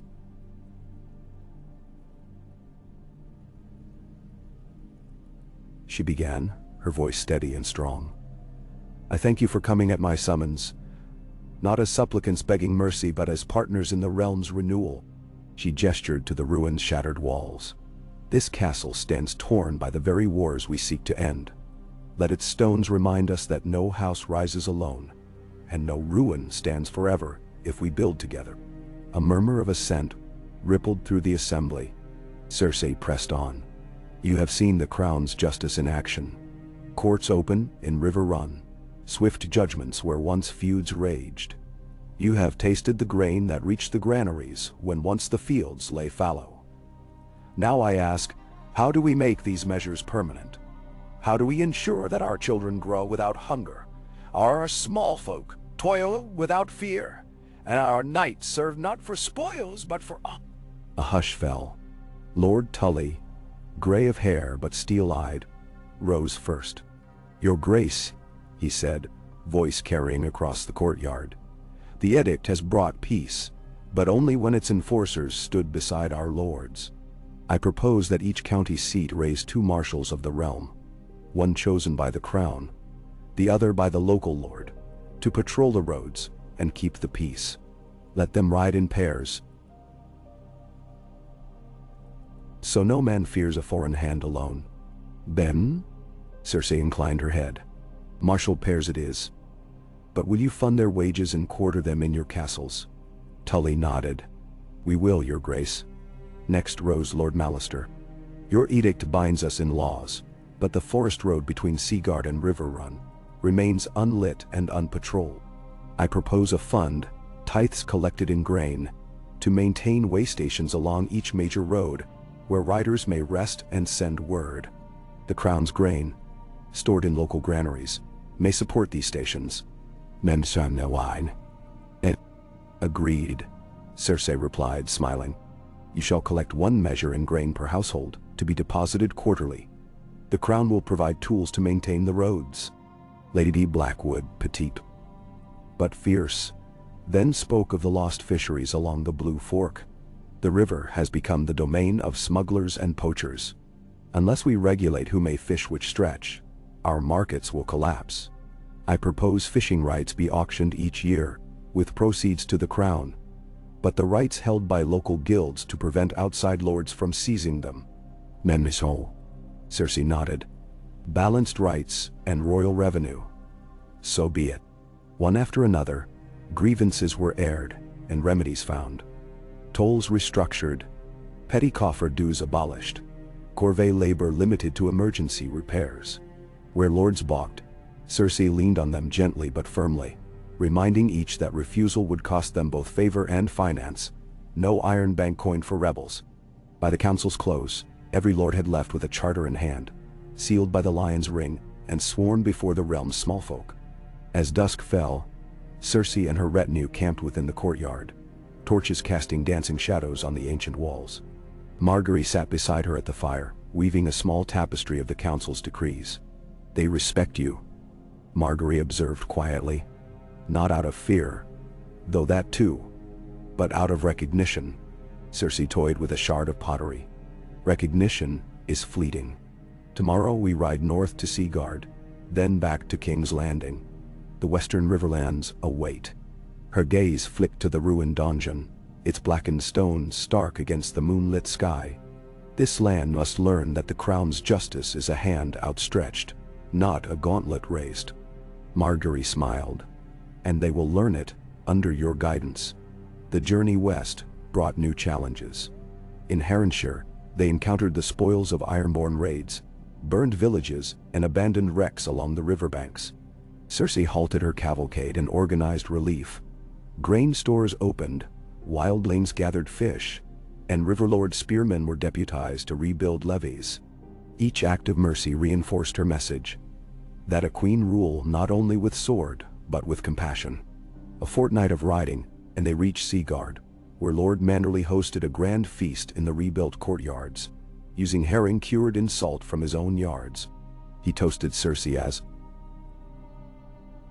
harbinger of justice, and the assembled lords laughed and drank to her health. When at last she returned to King's Landing, the city greeted her with new vigor. Markets bustled, apprentices varnished shop signs, and the modest new sept hosted prayers both earnest and mild. Within the Red Keep, the Circuit Council's charters were added to the Crown's archives, bound in crimson leather and gilded with the words, Edict of the Just Realm. Riverlands Charters. But even as Cersei oversaw the first reading of the charters among her small council, a fresh warning arrived. Ravens from Dorne carried word that Prince Doran Martell's health was failing, and that his heir, Quentyn, was lost in pursuit of dragons across the narrow sea. Dorne's allegiance teetered, its people loyal to their prince, but wary of southern politics. Cersei saw in this both risk and opportunity. If Dorne fell into disarray, the realm's southern flank would weaken. If she could win their loyalty now, the Martells would become steadfast allies. She sent for Margaery and Kevan. "We must see Dorne's lords heed us, not flee from us," she declared. "Combine our envoys with the Tyrell host, and dispatch them under safe conduct to Sunspear. Present gifts: fine cloth, expertly wrought steel, and grain to feed the Dornish court through harsh months. Offer terms: recognition of Dorne's autonomy in local law, in exchange for pledges to the Iron Throne and the Edict's principles." Kevan inclined his head. "It is a delicate balance, but one that honors Dornish pride." Margaery smiled. "And none know pride better than the people of Sunspear." Within days, envoys assembled. Maester Yandel, Septon Maribald, and Sir Balon Swan, bearing Cersei's scrolls and the chosen gifts. As the ship set sail for the summer sea, Cersei returned to her solar and stared at the sealed letters. The realm had bent and then held under her will. Now it was her turn to bend to its needs. She traced the latticework of the Dorne scroll with her finger. "Let no man say Queen Cersei forgets the perils at sea or desert," she whispered. Outside the Red Keep, dusk settled like a promise. Winter had fled, and spring's first green pushed through the grass. The realm was far from healed, but each charter, each alliance, each act of mercy and might wove a tapestry stronger than any before. And at its center stood the Lioness Queen, her eyes gleaming with conviction, her hand steady upon the throne's arm. For though the Seven might watch silently, she now understood that the realm's true safety lay not in faith alone, nor in fear, but in the careful balance of justice, compassion, and resolve. And so she would continue, riding from court to court, council to council, until every corner of Westeros recognized her crown, not as a symbol of oppression, but as the guiding light of a realm reborn. Continued.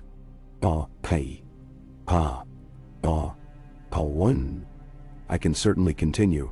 Let's do this in manageable segments. I'll write the next 1,200 to 1,200 words of narrative, and we'll proceed in consecutive parts until we've covered the full 6,500 words. Here's part 1 of the next installment.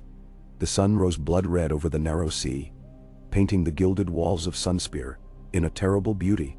Cersei Lannister stood on the quarterdeck of the royal galley Lion's Pride, the salt spray stinging her face as the Dornish coastline drew near.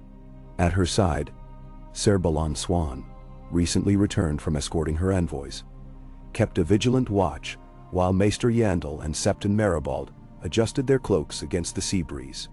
"Lady Mireia Martell has assembled her court to receive you," Balon reported, voice low. "She will expect both ceremony and candor." Cersei nodded, smoothing the folds of her crimson travel gown. "Then we shall give her both. Let no slight go unanswered, and no courtesy unoffered." She turned to Maester Yandel. "Is the scroll properly sealed?" "It bears the lion's ring in the rose's bloom," he confirmed. "And the wording acknowledges Dornish customs, the autonomy of local courts and laws, in exchange for fealty and the edict's oversight on matters affecting the realm at large." "Good." Cersei drew in a breath, the sea's salt filling her lungs. "This alliance will shore up our southern flank and remind all that the Lioness does not forget her obligations."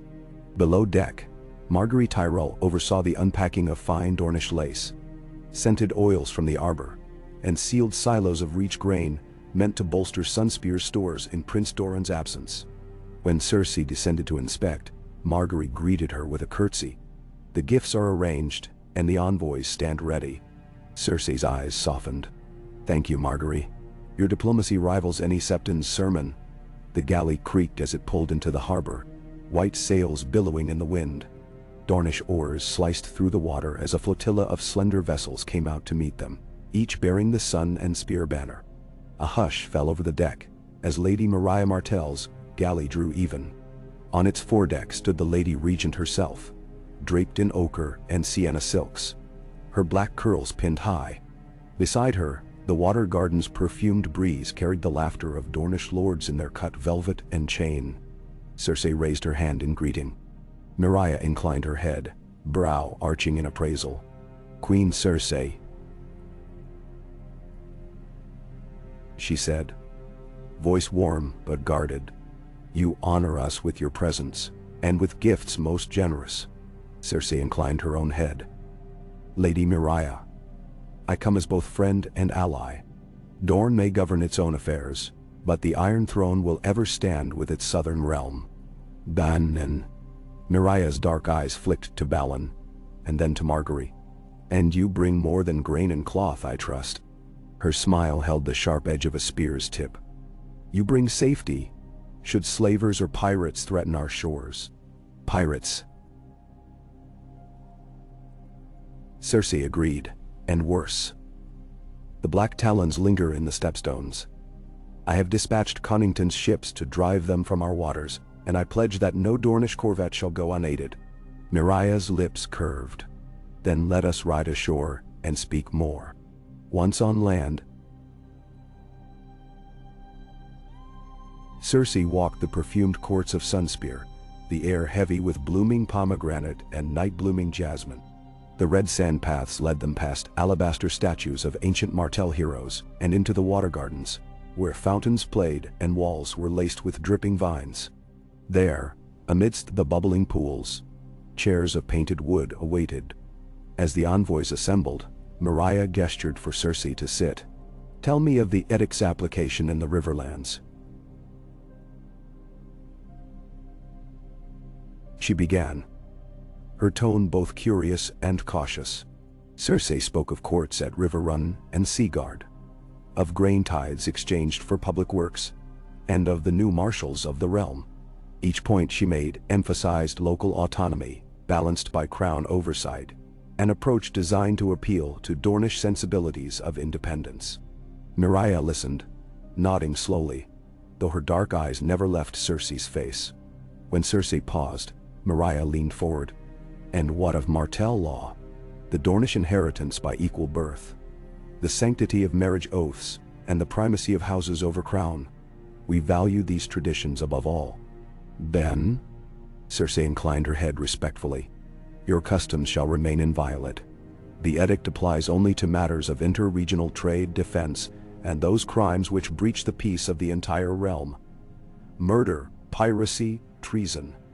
Within Dorne's borders, Justice of Sunspear will hold free court, as it always has." A murmur of approval rose among the Dornish lords. Mariah turned back to Cersei. "Then I will pledge my banner. So long as Prince Quentyn returns safely." Cersei's heart clenched at the reminder of the missing prince. "We shall find him if he yet lives, and bring him home," she promised. "And until then, Dorne will not stand alone." With the alliance sealed, Cersei spent the next fortnight touring Dorne's cities, Ghost Hill, Euronwood, and the Sandspear Pass. Each stop reinforcing the themes of respect for local custom, mutual defense, and economic cooperation. Where water scarcity threatened, she arranged for Reach engineers to dig canals. Where pirates struck, she sent Tyrell galleys to patrol. Each gesture bound Dorne more closely to the realm, and earned her the title, Friend of Sunspear. At last, bearing the warmth of the desert sun in her veins, Cersei returned to King's Landing aboard the Lion's Pride, her mind already turning to the next frontier. The free cities of Essos, where the Iron Banker awaited her repayment of war debts, and where new markets beckoned for Westerosi goods. End of Part 1, 1200 words. Let me know when you're ready for Part 2. And I'll continue the tale toward the full 6,500-word arc. Okay. Yeah. Cersei's return from Dorne was heralded by banners flying anew along the King's Road. Lions entwined with spears and sunbursts, testament to the pact she had forged with Sunspear. Yet even as her galley glided beneath the walls of King's Landing, Her thoughts turned eastward across the narrow sea. The Iron Bank of Braavos, long watcher and lender to Westeros' great houses, would expect the first repayment of loans granted to suppress the faith's uprising. More than coin, however.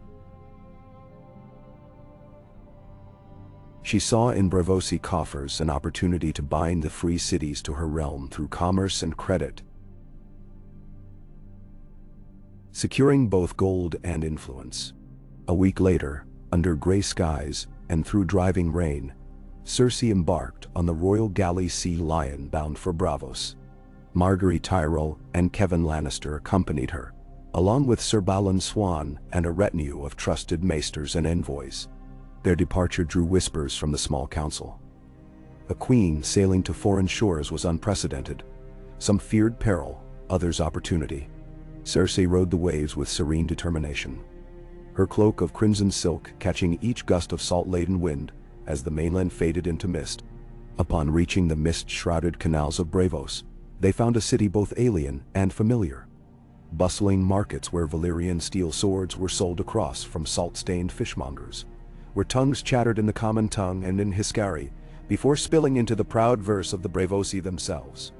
At the Titan's Gate, the royal party entered under the watchful eye of the colossal statue, its bronze fist raised in eternal vigilance. Cersei paused at the base, recalling the Iron Bank's maxim. "On ill loan may be called at any time." She let her cloak fall, revealing the crowned circlet of plain gold. An assertion that she was both borrower and sovereign. They were escorted through narrow alleys and along quayside wharves to the Iron Bank's great hall, where tall marble pillars held aloft a vaulted ceiling painted with constellations. Taiko Nestoris himself, ashen-haired, hawk-nosed, eternally wary, greeted them from a raised dais. His clerks,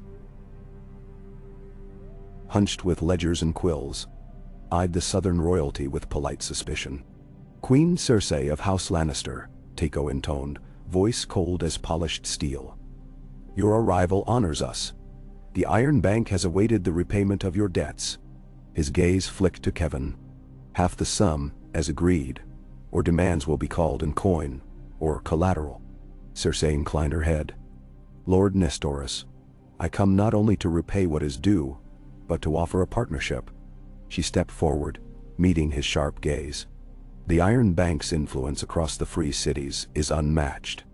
I propose that, in exchange for prompt repayment, the Crown grants the bank exclusive rights to underwrite trade in our southern ports. Lannisport, King's Landing, Sunspear, and White Harbor, allowing Braavosi merchants favored passage, tax-free warehousing for 5 years. In return, additional loans will fund new crown courts in the Riverlands and North, and bolster defenses on the Stepstones against pirates." A murmur rippled through the clerks as Taiko considered. He drummed long fingers together. "An enticing offer. The bank pays as it receives, yet such privileges require binding contract." He gestured to a scribe who began copying the terms. "We accept your proposal, subject to guarantee. The crown's sigil sealed upon each city's charter, and a Braavosi envoy seated in your small council." Cersei's lips curved in a satisfied smile. "So be it, and I shall dispatch your envoy this fortnight." She dipped her quill, signing the charter with precise strokes. When her seal pressed into melting wax, the Iron Bank's fate in Westeros was secured. Outside, the streets of Braavos thrummed with renewed purpose. An influx of Braavosi traders set up stalls beneath torn awnings, their silks fluttering alongside the lion's merman banner. Margaery, ever the diplomat, negotiated further. A joint venture to export Dornish wines and reach wheat through Braavosi galleys, ensuring that ships sailed both ways, full of profit. Kevan oversaw the marshalling of coin chests, bound for the Stepstones campaign. By the time the royal party re-embarked for Westeros, they carried treaties and vault keys enough to fill the Red Keep's coffers and the Iron Bank's ledgers for years to come. They landed at King's Landing as summer approached, a season already turning to gold in the fields. Yet Cersei's eye never rested long on peace. She recognized that unity invited new threats. Intelligence from Maester Yandel spoke of the Black Talons, the pirate mercenary company, renewing contracts along the Stepstones and Myrdar. Their ships slipped coastal defenses, and with them rode men-at-arms unbound by any crown. Cersei summoned Ser Balon and Kevan. "We cannot allow brigands to ravage our trade," she said, voice firm. "I want the Tyrell galley Rose Guard, and my own flagship, the Lion's Pride, to sail forth under Lord Ambrose Connington's command. They will hunt the Talons, offer them the Iron Banks Charter, employment under the Iron Throne, or bring them to justice as pirates." Kevan nodded. "I will muster the fleet and send word to the Vale and North for patrol support." Cersei turned to Ser Balon. "And on land, we'll deploy marshals to the Stepstone's holdfasts, Moat Caelan's garrisons, Sea Guard's watchtowers, to cut off supplies. We must starve them into compliance." "Consider it done, Your Grace," Balon replied. Thus with coin, ships, and steel united, Cersei struck at the Black Talons. Ambrose's fleet, augmented by Tyrell transports, slew or captured every longship light enough to navigate the Isles, while swamp-born marshals sealed the fords on Tarth and Claw Isle. Captured Talons faced judgment beneath the Edict's courts. Some enlisted into the Crown's service. Others hanged upon gibbets as a warning to all who bore coin over oaths. Back in the Red Keep, the small council, Kevan, Margaery, and Catelyn Stark's deputy for the North, praised the swift action. Merchants delivered thank-you gifts of sails, spices, and salted fish. The Iron Banks envoy was received in audience and formally sworn to the small council, his ledger staff set to keep watch on every debt and pledge. Yet as the realm's weave grew tighter, tensions flared within King's Landing. The demolished septs had been replaced by marketplaces and granaries, but some septas, ostracized by the Crown's decree, had formed clandestine cells, preaching rebellion, promising a return of militant faith. Rumors of torchlit gatherings in flea bottoms, tunnels drifted into Cersei's ears, where Maester Yandel's report spoke of whispered prayers to a true sparrow rising from the ashes. Cersei convened a private session with Kevan and Ser Balon. "We cannot tolerate seditious cults. They threaten our unity as surely as any foreign foe." She tapped the map of King's Landing. "I want patrols in the tunnels, loyalty oaths from common septas, and a royal proclamation banning any unauthorized worship. Let the true septas, those who accepted the new quiet sept, be licensed to teach, and the rest disbanded or exiled." Kevan frowned. "Some may flee to the Riverlands or north, fomenting dissent. Then we follow them," Cersei said quietly. "Our marshals and the North's judges will root out rebellion wherever it stirs. Mercy to the repentant, steel to the fanatic." Ser Balon bowed. "As you command, my queen." Thus, in midsummer's heat, a quiet purge swept King's Landing. Hidden cells uncovered, leaders arrested, and shown mercy if they swore loyalty, or executed if they persisted. The common folk, long weary of militant zeal, welcomed a peace. At the rebuilt quiet septa,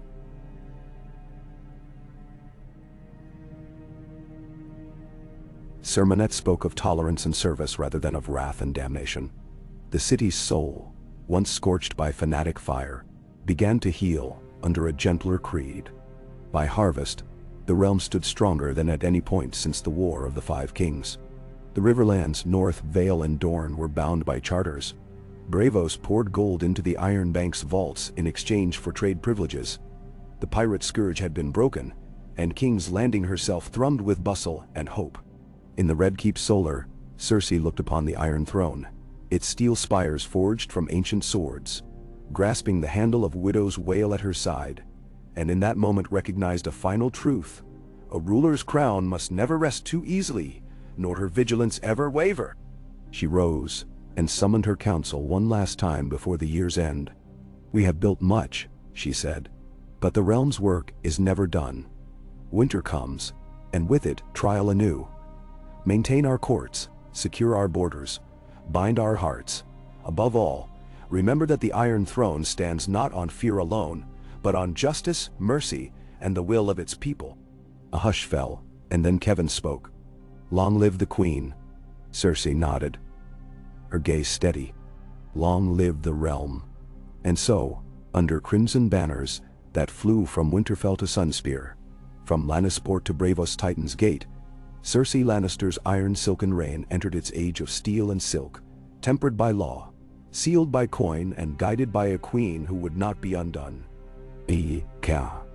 When the dawn mists along the narrow sea still clung to the docks of King's Landing when Cersei Lannister summoned her small council to the council chamber. The vaulted ceiling overhead was streaked with dawn's pale light. The torches lining the walls had not yet been extinguished. Kevan Lannister rose as she entered, bowing his head in greeting. Margaery Tyrell and the Braavosi envoy stood at the long table, flanking Cersei's carved seat of black oak. "My lords, ladies, and Master Nestoris," Cersei began, voice low and steady. "Our alliance with Braavos now secures the realm's gold. Our friendship with Dorne steadies the southern sands. But beyond these shores, new threats stir." She waved a hand at the map unrolled before her. The stepstones dotted with pirate flags, the free cities arrayed beyond, and the distant bulwark of the wall. "I propose a two-pronged strategy. First, a permanent royal fleet anchored at Lannisport and King's Landing, patrolling the narrow sea. Second, a mission of envoys to Loreth, Myr, and Lys, securing trade agreements, intelligence networks, and, if possible, counter-espionage against those who would bankroll our enemies." Lord Tycho Nestoris cleared his throat. Level gaze assessing. "An ambitious plan, Your Grace. The Iron Bank will finance half the initial fleet, on condition that toll revenue from Essosi trade be pledged directly to us as loan interest." Cersei inclined her head. "The terms are acceptable. The Crown will remit that revenue in full." She turned to Margaery. "Begin drafting the charters for these tolls. Kevan, muster our captains." As the council dispersed to their tasks, Cersei lingered in the chamber, fingertips brushing the cool wood of the table. She recalled the day she first set pen to parchment, decreeing justice throughout the realm. Now her edicts would span continents and seas. Within the week, Sir Balon Swan led the maiden voyage of the fleet: 4 Lannister galleys, 2 Tyrell carracks, and 3 Braavosi merchantmen refitted for war. Their departure was celebrated with trumpets and farewells, the city's common folk gathering to throw flowers into the water and cheer the banners overhead. Cersei watched from the Red Keep's topmost balcony, her crimson cloak billowing behind her like a banner of resolve. Below, the fleet slipped through the harbor entrance, lanterns bobbing on the oars, sails snapping in the morning breeze. Cersei felt a pang of pride, her decree made manifest in wood, sail, and steel. Yet even as the last hull vanished into the mist, her thoughts turned northward. Reports from the wall spoke of unrest among the free folk. Sir Denys Mallister's letters suggested that the clans were uneasy under the Night's Watch weakened hold. She resolved to support them in winter's depths, another mission for the coming months. Meanwhile, the embassies to Lys, Myr, and Loreth set out under the banner of Crown's envoys for peace and trade. Led by Maester Yandel, accompanied by Septon Maribald and a small guard, they carried letters sealed with lion and rose, invitations to free port status and favorable loans. Their first port of call was Myr, where the Myrish announced wild celebration. Naval architects offered to construct new galleys for her fleet. Dye merchants spoke of exclusive contracts, and the spiced Duke himself pressed gilded hands upon the letter. In return, Cersei stipulated regular repayment, shared intelligence on pirate movements, and a small embassy in King's Landing. From Myr, the envoys sailed to Lys, the Isle of Perfumed Statues, where they were received beneath jade porticos and offered rosewater baths. The Lyseni offered exotic spices and fleet-ready talents, sailors and carpenters to join her crews. Here too intelligence was critical. The merchant princes of Lys were rumored to harbor sympathies for the Black Talons, who paid gold for safe harbor. Cersei's letters made clear that such men would be declared outlaws if they aided pirates, an ultimatum that saw many harbor masters hastily dismiss rogue captains. At Loreth, the envoys found a city of canals and merchant courts, where nimble ships threaded between pillars of coral and marble. Lorathi bankers pledged vault space for the Iron Bank's coin, and silk weavers offered tapestries to grace the Red Keep's halls. In each city, envoys pressed home the message: honor the edict, deny pirates safe haven, and reap the profits of lawful trade. By midsummer's end, the crown's reach into the free cities was secure enough that Balon's fleet, which had hunted talons to the far reaches of the Stepstones, now patrolled the Summer Sea and Narrow Sea in tandem with Bravo Sea galleys. Pirate attacks dwindled, trade surged, the realm's coffers swelled. Back in King's Landing, Cersei's focus shifted to the wall. Snow already drifted across the higher passes of the north, and the letters she received from Castle Black told of thinning food stores, rotting fences, and lawless clans slipping through cracks in the Watch's patrols. Without hesitation,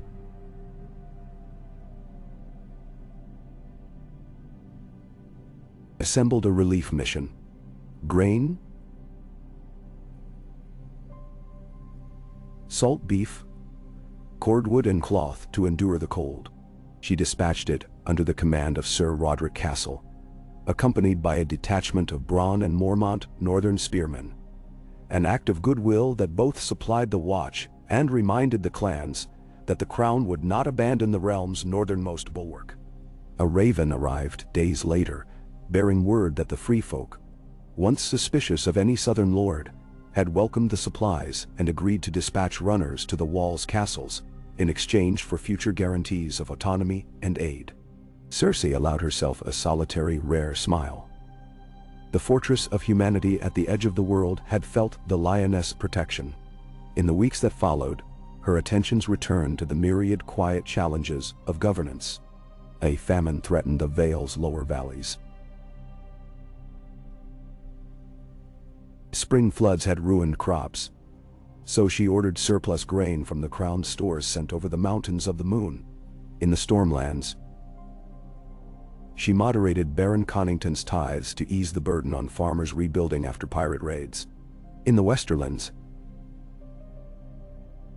she mediated a dispute between the Crackhall and Brax houses over ore rights, asserting the edict's principle that property must be defended by law, not by sword. Through every region, small folk and lords alike came to accept that the crown now served them as well as ruled them. Yet for every boon granted, Cersei remained vigilant against those who would exploit mercy. Spies uncovered a secret cabal of septas preaching the old faith militant's creed from exile in the Vale's abandoned septs. They were arrested, tried, and offered exile abroad or service in the quiet sept, an option most chose. A whispering campaign against her Braavosi alliance was crushed when Lord Nestor's envoy instructed Tycho's clerks to freeze the accounts of any house that broke its oaths. A demonstration so swift and final that dissent vanished overnight. And still, the realm's tapestry grew more intricate. The Dornish sent quarterly shipments of pomegranates and date cakes to King's Landing. Braavosi merchants established warehouses along the Rose Road. The North's new courts rendered judgments that sent levies of wolves and stags northward to Castle Serwyn and Barrowton. Trade routes pulsed like veins. Money flowed like blood. Laws bound the houses together more tightly than any marriage contract. By harvest's waning light, the realm had entered a season of stability that few living still remembered. In the Red Keep's Great Hall, Cersei convened a final audience to mark the first anniversary of her reign's renewal. Lords from every corner, Stark, Tyrell, Martell, Tully, Arryn, Greyjoy, and even emissaries of Dothraki-born Sellswords recently settled in the Stepstones, assembled beneath the vaulted beams. At the dais, Cersei stood beside Margaery, Kevan, and the Braavosi envoy. Taeko Nestoris rose first, addressing the hall. A year has passed since Queen Cersei fulfilled her pledges to the Iron Bank. In that time, the realm has repaid more than half its debts, and the trade we underwrite has enriched every port from Braavos to White Harbor. He paused, letting murmurs of approval ripple through the lords. I bear new ledgers, pledges from Myre, Lys, and Loreth, for further loans to complete the fleet's expansion and to erect new courts in the Vale's high passes. Cersei stepped forward. Then let it be written, and so decreed. She turned to the assembled lords. You have witnessed the crown's reach, through fleet, through law, and through mercy. I ask you now, pledge me your oaths once more, to keep these gains safe against whatever storms may follow." Then, one by one the great lords knelt. Catelyn Stark, her silver braid gleaming, Lady Mariah Martell, in ochre silk, Lynn Corbray, and even the young heir of the drowned god, paying respects as a token of seafaring peace. When the last vow was sworn, the hall erupted in cheers, trumpets blared, and the banners overhead snapped in a sudden breeze. Cersei allowed herself a brief, luminous smile or two, then raised her voice. "In the year to come, we shall build upon this unity. We shall voyage beyond these seas, arrange new pacts with the free cities, and prepare for winter's fiercest trials. But tonight, we celebrate our bonds, sealed in gold, steel, and blood." And drums rolled, music surged, and the feast began. Cersei descended from the dais, greeting each lord in turn. Not as a tyrant, but as a sovereign whose strength lay in service. Through long tables, groaning with harvest's bounty, laughter rose, toasts were made, and alliances were renewed. Later that night, when the revelry had ebbed and only a handful of guards kept watch, Cersei sat alone in the solar overlooking King's Landing. The city's lights glimmered like scattered stars upon the black water. In her lap lay the newly signed charters, the fruits of her tireless journeys and decrees. She closed her eyes and let the year's triumphs and trials wash over her. The shame of Sep's humiliation, the vengeance upon the faith militant, the forging of alliances from Dorne to Bravos, the taming of pirates, the supply of the wall. Her world was unrecognizable from the one she had once ruled in fear, before the collar and the parade through Flea Bottom. Now she ruled in a web of law, of commerce, of guarded mercy, and it was stronger than any chain of iron. Yet she knew that power was never static. The free folk beyond the wall might drift once more into chaos. The Bravosi lenders might recall their debts. Old cults might rise anew. Still, by the grace of the lion's heart and the cunning of its queen, Westeros had been reborn. She tapped the rim of her goblet, the silver ringing in the hush. "For as long as I breathe," she whispered.